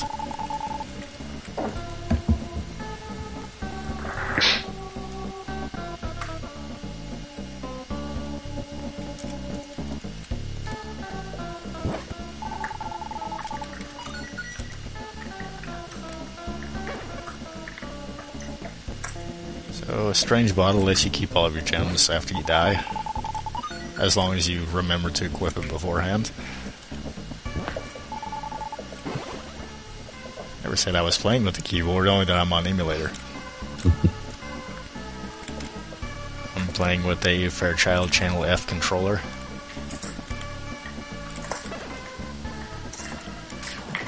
Which is like a big triangle on top of a joystick. It's the most amazing controller of all time. Should have said you were playing with a dance pad if you wanted to impress people. I've seen videos on YouTube of somebody beating Ninja Gaiden with a dance pad and other... Yeah, it's all done with the Super Scope.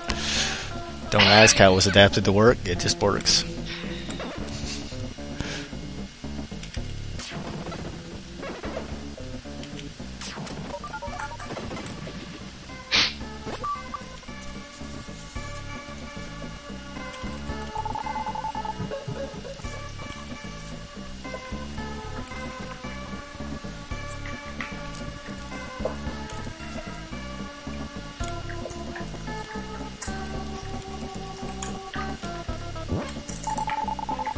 Or invisible chests. There's actually quite a few hidden items in this area.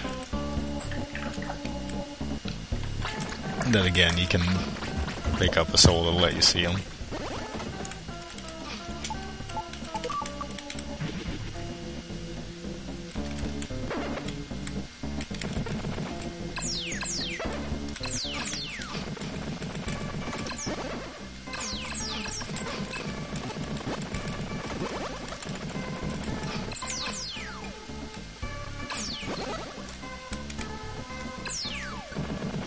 Yeah, he's probably got about 15 to 20 minutes left.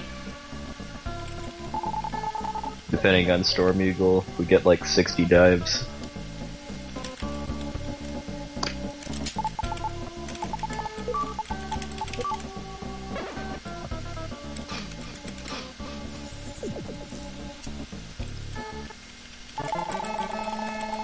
Yeah, we have a couple sections of this area, and then the final area is short, but it does have some backtracking for a required item.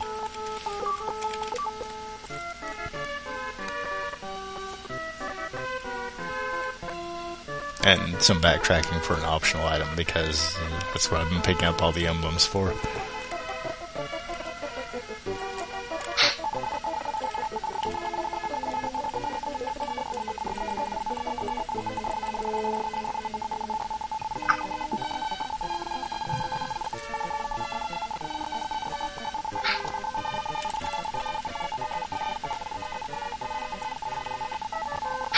We're not kidding, by the way, too. The next boss is both called Storm Eagle and in the stream layout for a reason.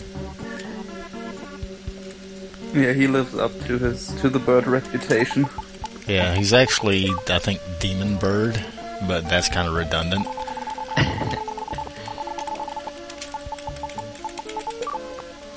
Might as well have called him Bird. Sneak peek at the ending theme there.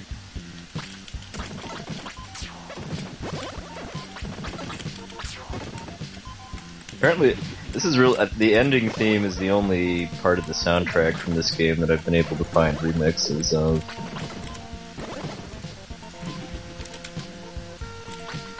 Oh, this is where Shredder works for a part-time job too.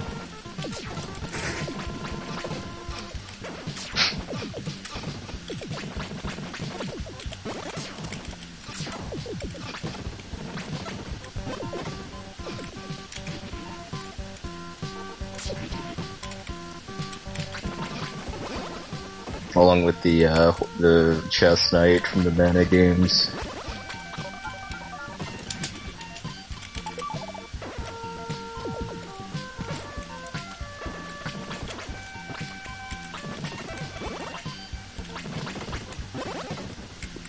So there are much safer ways to do that room. But if you've got the gems, you just throw light arrows at everything and get through there pretty fast. Well, there's so much on the screen, you're bound to hit something with light arrows. Yeah, the one issue is trying to hit the chest knights with them because they've got big invulnerability periods. And they're another one of those enemies that if they're attacking you, you can't hurt them.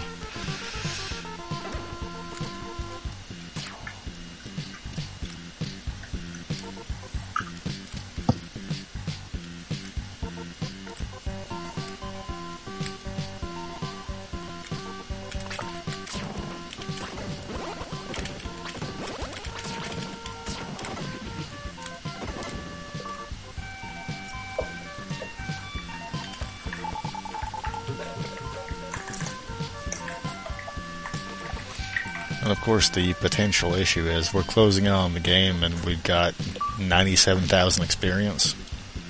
We need to be at 420,000 experience to finish the game. Yeah. So hope everybody has something else to do for the horrendously long time it's going to take to grind for that remaining experience. I mean, it's taken an hour and 40 minutes to get to less than 100,000. Obviously, it's going to take 3 times that long to get to 400,000.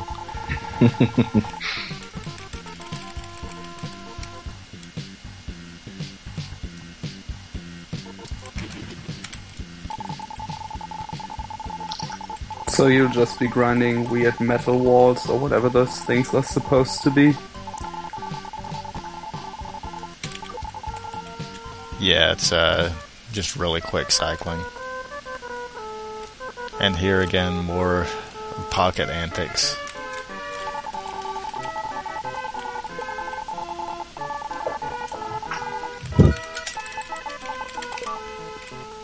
First the doll and now the queen. I don't know. This guy's not much better than Will.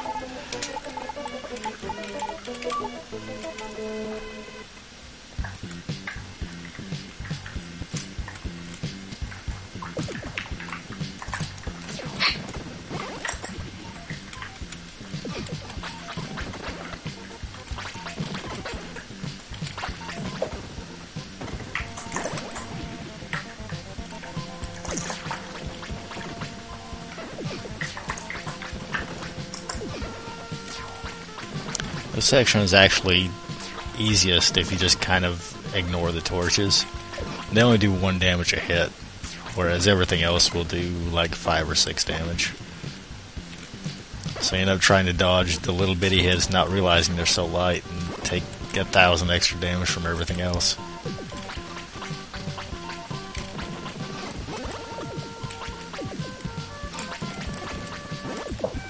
Wow, these patterns.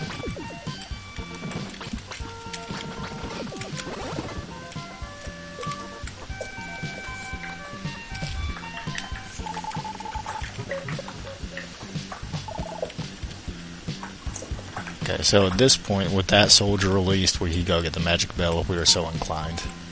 This is the earliest point in the story that you can get it. Of course, there's only a handful of enemies left to actually fight, so it's not exceptionally useful.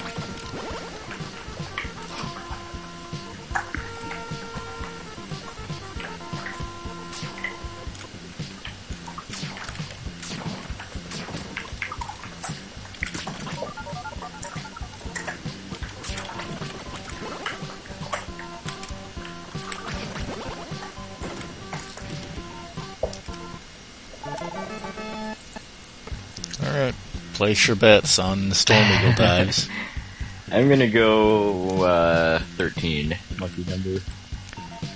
Can be as low as 0, and I've had it go as high as 16, although it could certainly go higher if it wanted to. I think I go with 7.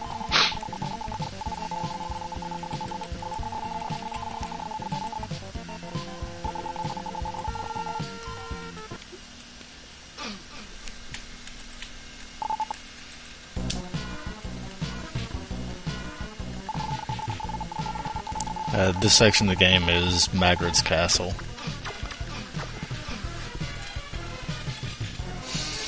Wow, lots of big numbers.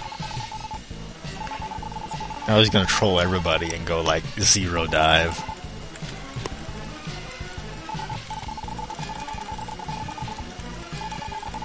Does zero dive actually ever happen?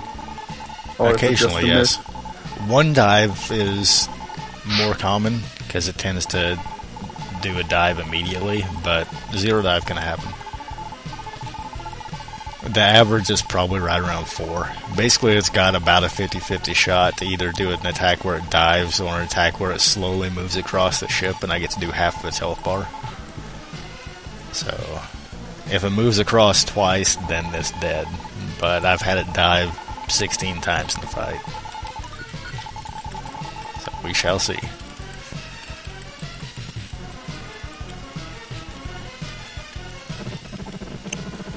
Bye, Sid.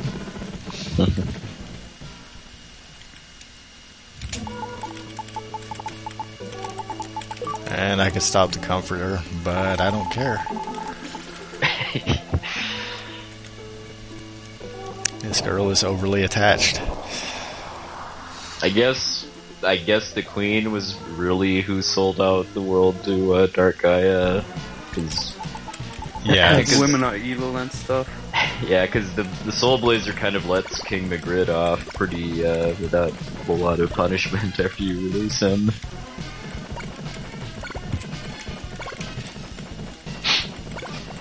that zero dive Storm Eagle. Oh, way to spoil it. I told you guys in you're advance. Just starting now. Told you in advance. Everybody guessing these high numbers. Oh, of course it would do that on a non-record attempt. Yeah, where you also get the magic belt, so there's basically no chance to get a good time. Yeah, so what he didn't do was this diagonal swoop where you can't really hit it at all, and it does that as many times as it wants to.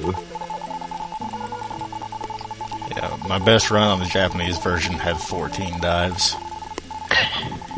So how much time do you lose for each dive? It's about 4 seconds apiece. Oh, wow. I don't really get the whole point of this airship, too, because Leo gives you the key and tells you to escape, and the airship, you do that and then just come back. Or why you got on the airship in the first place, too, given that he blew up all of the people that are up to no good. Gotta get away from that no-good daughter of his. I guess.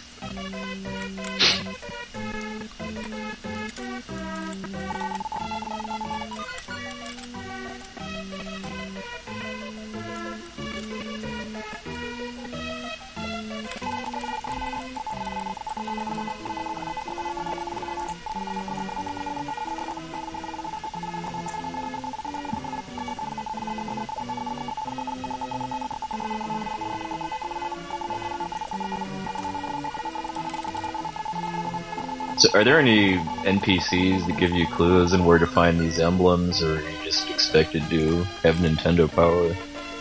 You just kind of have to scour the world and find them.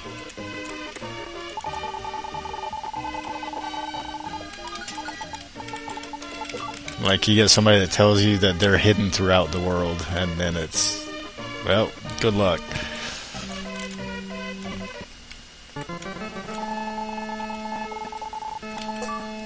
So that should be 6 of 8, if I counted right. And then we'll get the other 2 during the backtracking for Phoenix. No, you're not backtracking for Phoenix, you're backtracking for a dance show. Well, yeah. With a little added bonus of getting Phoenix.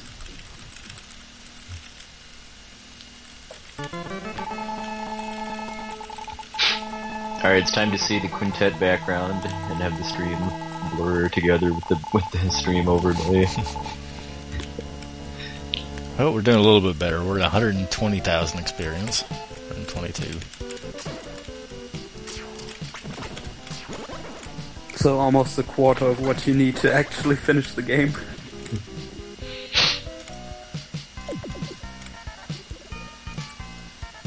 And here's more of getting chased by an enemy for like 4 screens.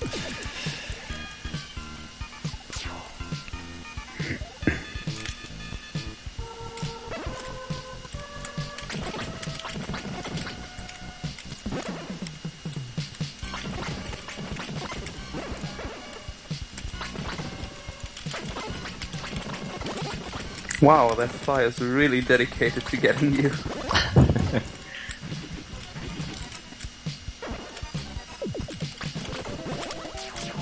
So what level would you beat the game at? Or, well, I guess would you probably still be level 24 when you beat the game casually? You just wouldn't have to grind to get there? Yeah, you would hit level 24 about the time that you used in the game. Maybe it'd be a little bit higher, but Yeah, probably not enough to get another level, because the XP requirements get pretty ridiculous after the next couple levels. What is actually the max level in Soul Blazer? Oh, I don't know, a lot. But the I amount know of it experience becomes required really just ridiculous. is insane. Internic that becomes really ridiculous at some point. I mean, I think it goes all the way up to 99 in Terranigma, doesn't it? Terranigma has 50 Oh, okay. as max level, but you need so much experience, and if you get a crit on level 50 against that guy, you can actually one-shot him with a crit for over 1,000 damage. Which makes that fight kind of anticlimactic. Yeah, I mean, I think I was level 32 when I beat the game casually. Dark-Eye was a little challenging, but not overly so.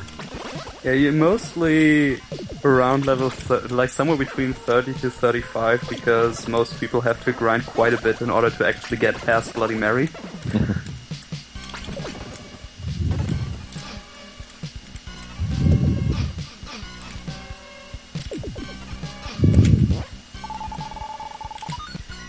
Like, I think the game guide tells you to be like level 25 or level 26 for the Bloody Mary fight. And that's also where you actually start dealing damage.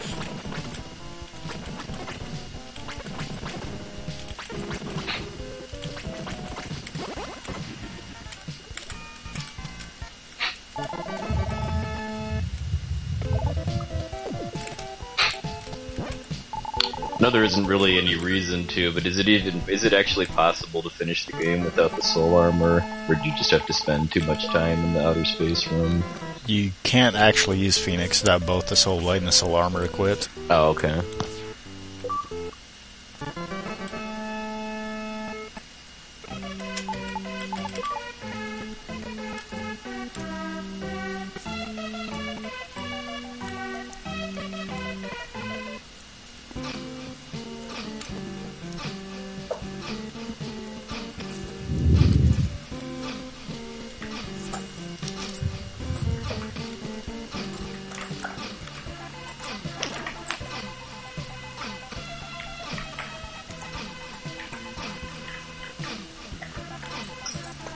And as far as I remember, there aren't any really good hints on where to find these other pieces for Phoenix either. You just kind of have to backtrack and find stuff you couldn't kill before.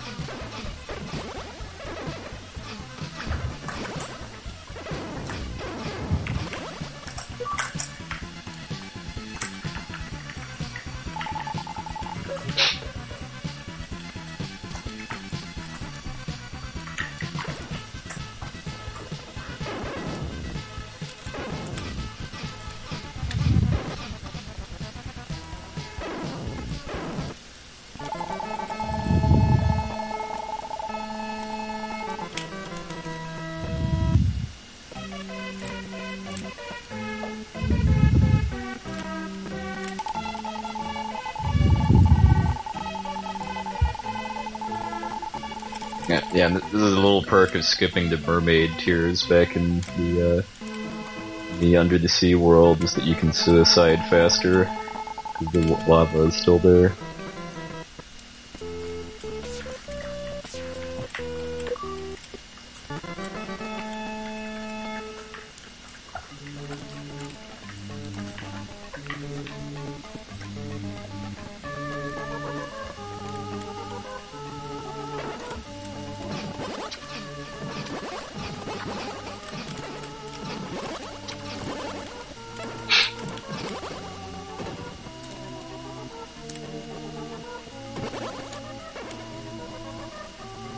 We have the triumphant return to the painting. To release Ivy to nowhere. So Leo drew a painting of a bunch of conveyor belts, apparently. And using some really fast moving paint, because those clouds are interesting.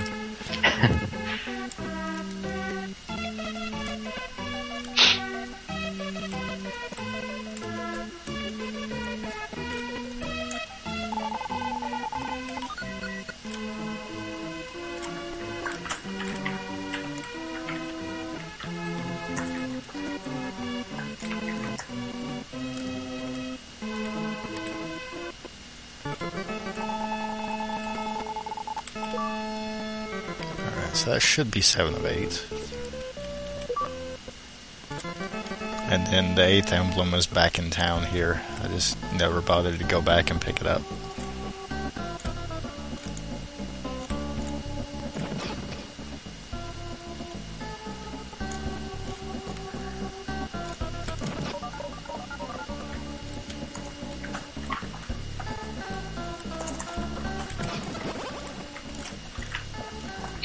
So what is your earliest opportunity to get the magic bell then?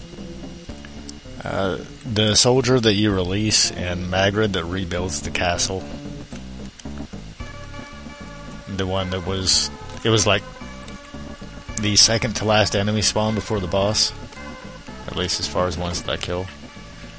Because that lets you get that emblem that's just hidden on the ground there. You can walk to that spot and it won't be there unless the castle is rebuilt.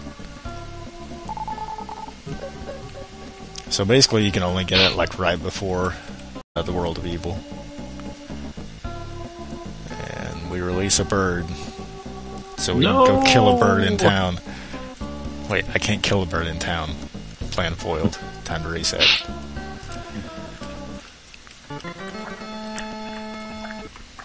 Why? Why bird? Why not bird, I guess.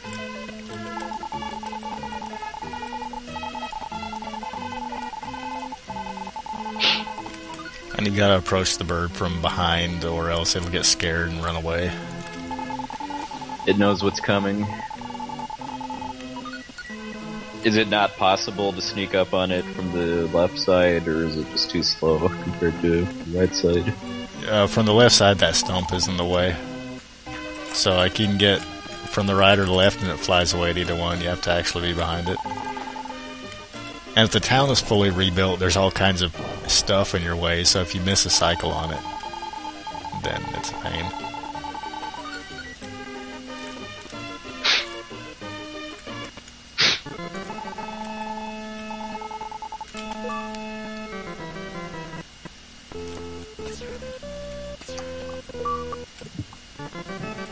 So we got ourselves a magic bell. Ding ding ding ding ding ding ding! We're not actually going to be using a magic bell for anything, but it's like the ultimate item in the game, so that'll be kind of fun to rat out picking it up just for no apparent reason. Because then we can lead into the greatest cutscene in the game, possibly in all of gaming history. I don't know. Because these grandmas we released earlier are going to play a very important role in the game.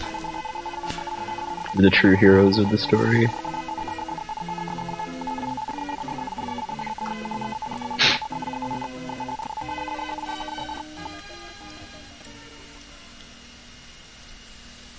The dancing grandmas. Hooray.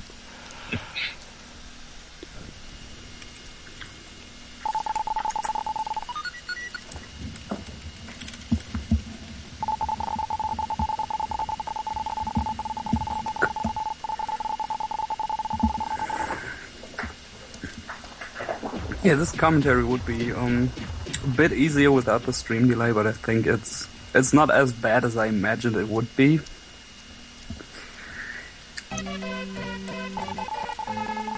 I just need to try not to shout when I inevitably die against Megatron. Eagle lands too hard. Justice Eagle is will served. just land on top of me.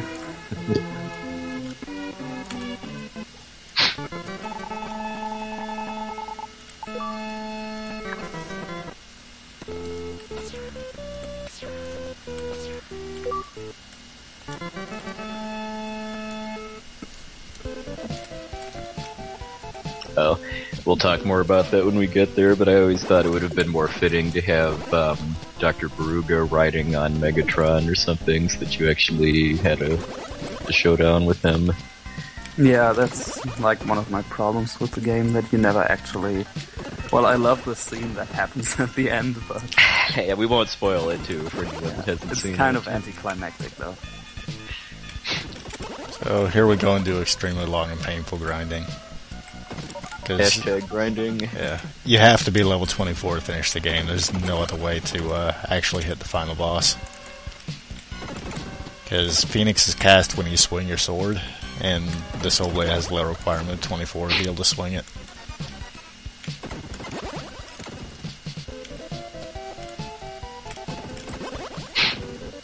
Which, considering we came in this area with a quarter of our total experience, I mean, this is obviously going to take quite a while.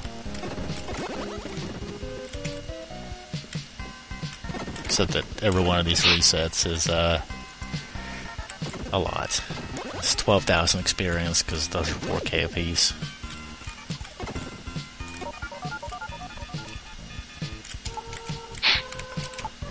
Sticky menu, hooray.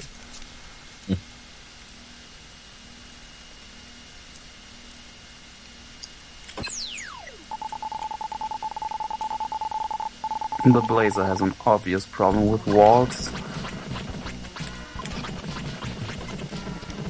Oh, that wasn't too bad. It's like still faster than the shortest grind in Terranigma.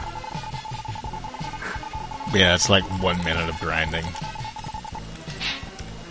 For the length of the run, that's totally fine. And of course, Dark Gaia's first form in this game is a Wizrobe.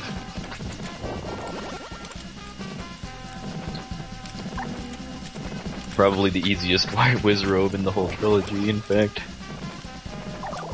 Probably also the easiest Dark Gaia in the whole trilogy.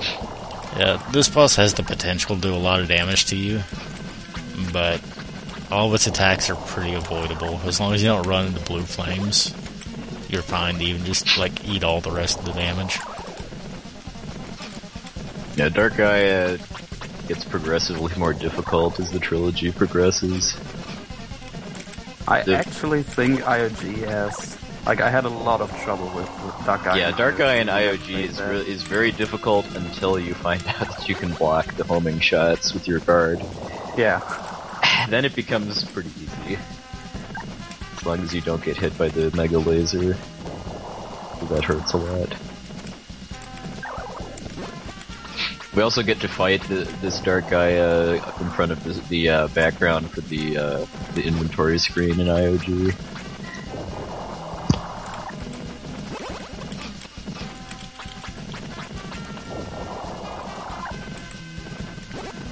Yeah, this, I think, is more closely linked to an Actraiser boss than, like, the IOG or Terranigma versions. Yeah. I still think, like, the place where the lasers bounce off for the first time is kind of unfortunate. Because it just looks like nipple lasers.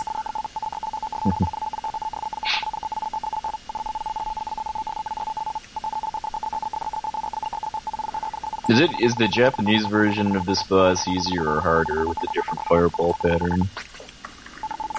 Or does it not matter? It's just different. The safe spots in this version are close to the center, and then the other version is just slightly farther out, but you can still hit because the boss's entire head, including his horns, are a hitbox, and the entire Phoenix, including the extension of the wings, are a hitbox. So you can hit from almost anywhere on the screen.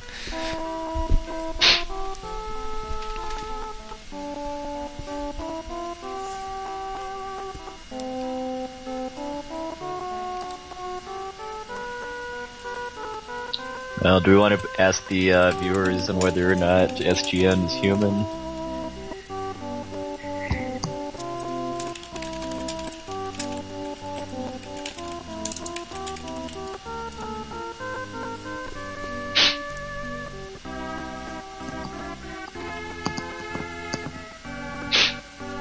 Yeah, there's two different dialogue boxes during the ending that you have what I'm going to call options.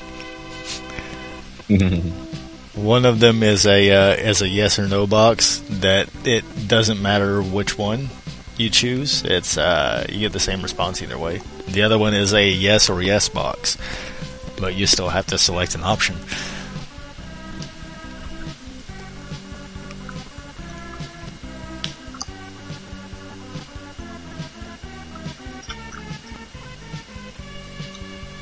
Yeah, so yes seems like a really weird choice, though.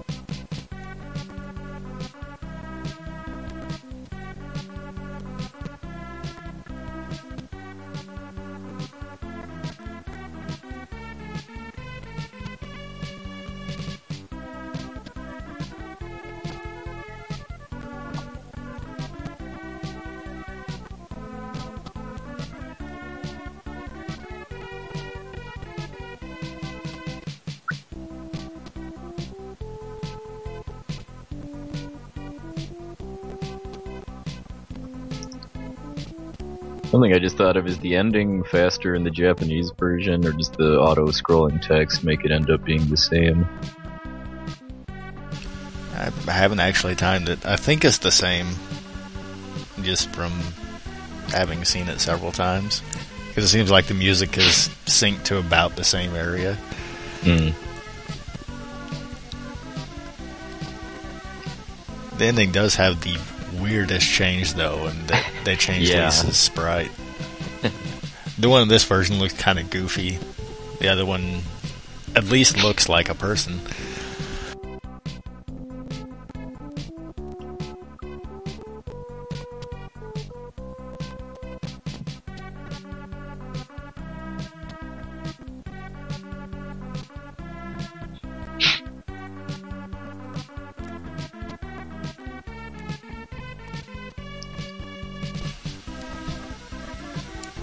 See you later, Driscollad. For those who don't know, Driscollad is running this game at Crystals for Life, which should be good times.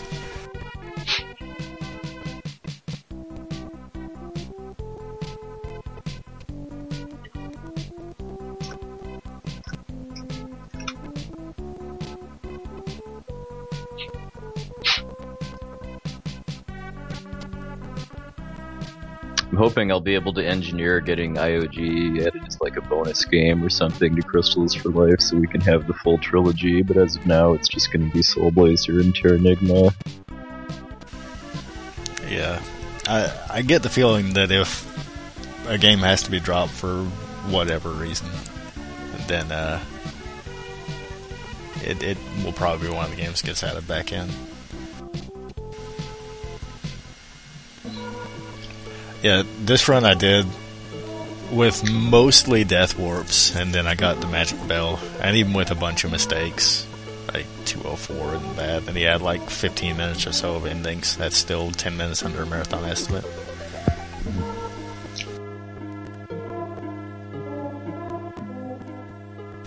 Done right, the Magic Bell probably takes 6-7 minutes, something like that.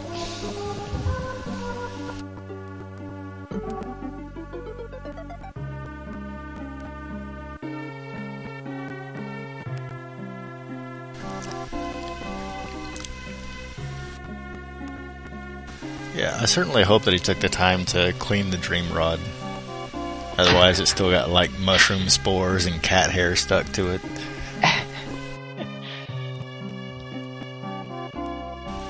Alright, I'm gonna take advantage of this ending to hit the bathroom quick before I'm up with the RP. Yeah. So here we get the great option. I don't want to promise I'll return. No. No, please? No? Okay, yes, I have no choice. But thou must.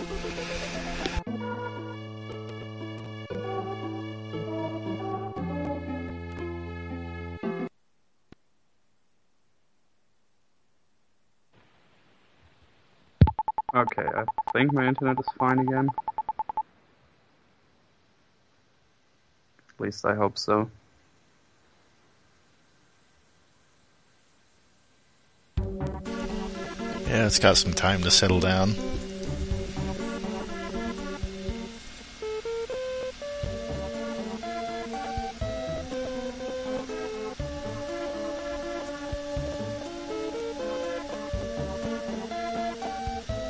I think this track really fits well as an ending theme too. Like the whole bit about giving the bard the harp strings and having the song to play for like 20 seconds. But it works really well for the ending.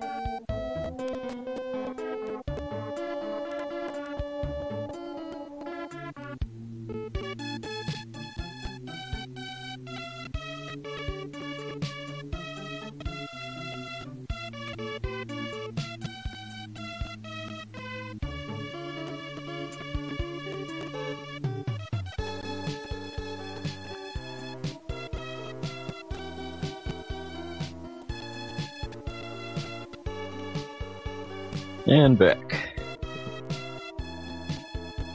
Is it this or the Japanese version where Lisa has goofy-looking eyes? Or both? Yeah, the Japanese version, she's got kind of like anime eyes, and she's holding her hands like she's praying, which apparently both needed to be cut out for this version.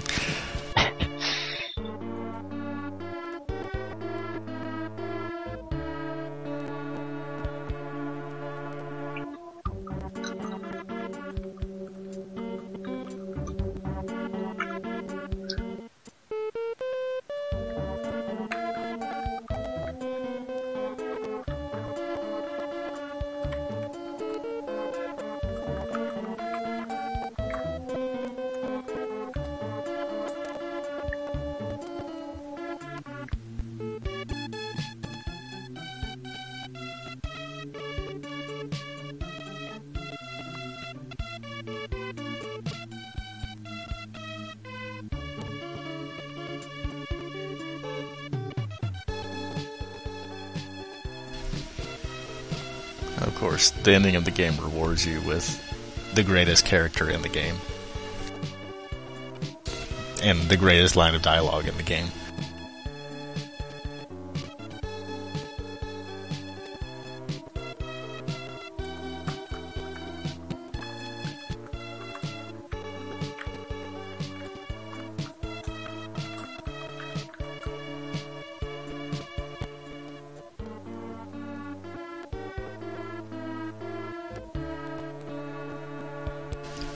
I don't know, there's some kind of inconsistencies with what does and doesn't get censored on the Super Nintendo. But like this game and both of the ActRaiser games, it's like some type of a being coming down from heaven to intervene and save the world. But better cut out as many religious references as we possibly can.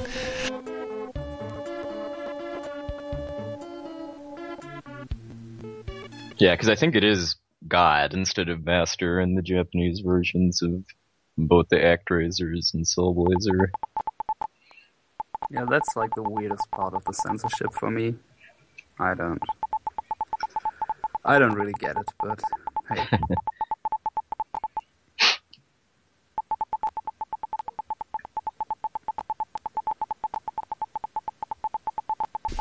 And somehow in like the 1 minute of total interaction I have with Lisa, she's become so important that I have to give up being an angel. What am I, John Travolta? Old 90s movies reference.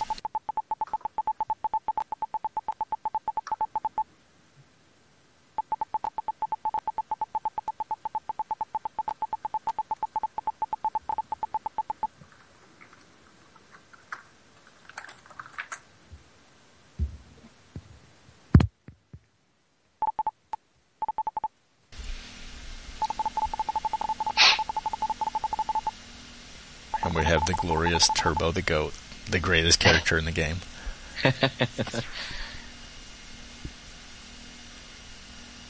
Yeah, Turbo is the mascot for Quintet, basically.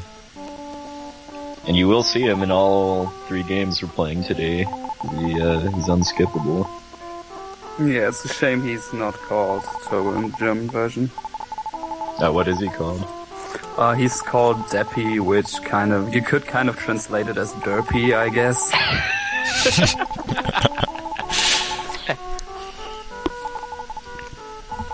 And there you have yes/no dialogue box, but it doesn't matter if you say yes or no, because apparently you forgot her anyway.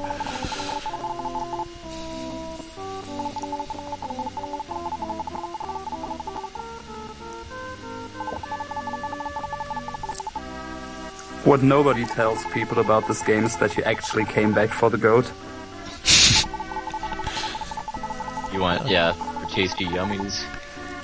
Yeah, he does look a lot like her dog, apparently. Anyway, you miss out on a lot of the story with, like, Lisa being Dr. Leo's daughter, that you can kind of catch that. But, like, Turbo is her dog, and the doll from Leo's lab is her doll, and all these kind of connections.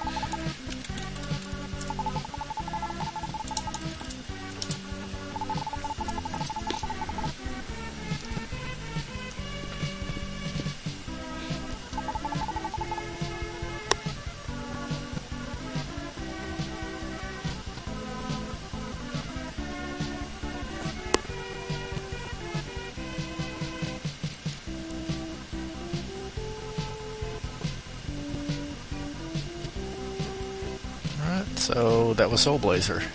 So I'll move on to IOG just as soon as PoX was ready. Well, we need the stream to catch up with the ending. Yeah, remember to let it run for like 30 seconds before you actually cut it. I'm waiting on it here for just a moment.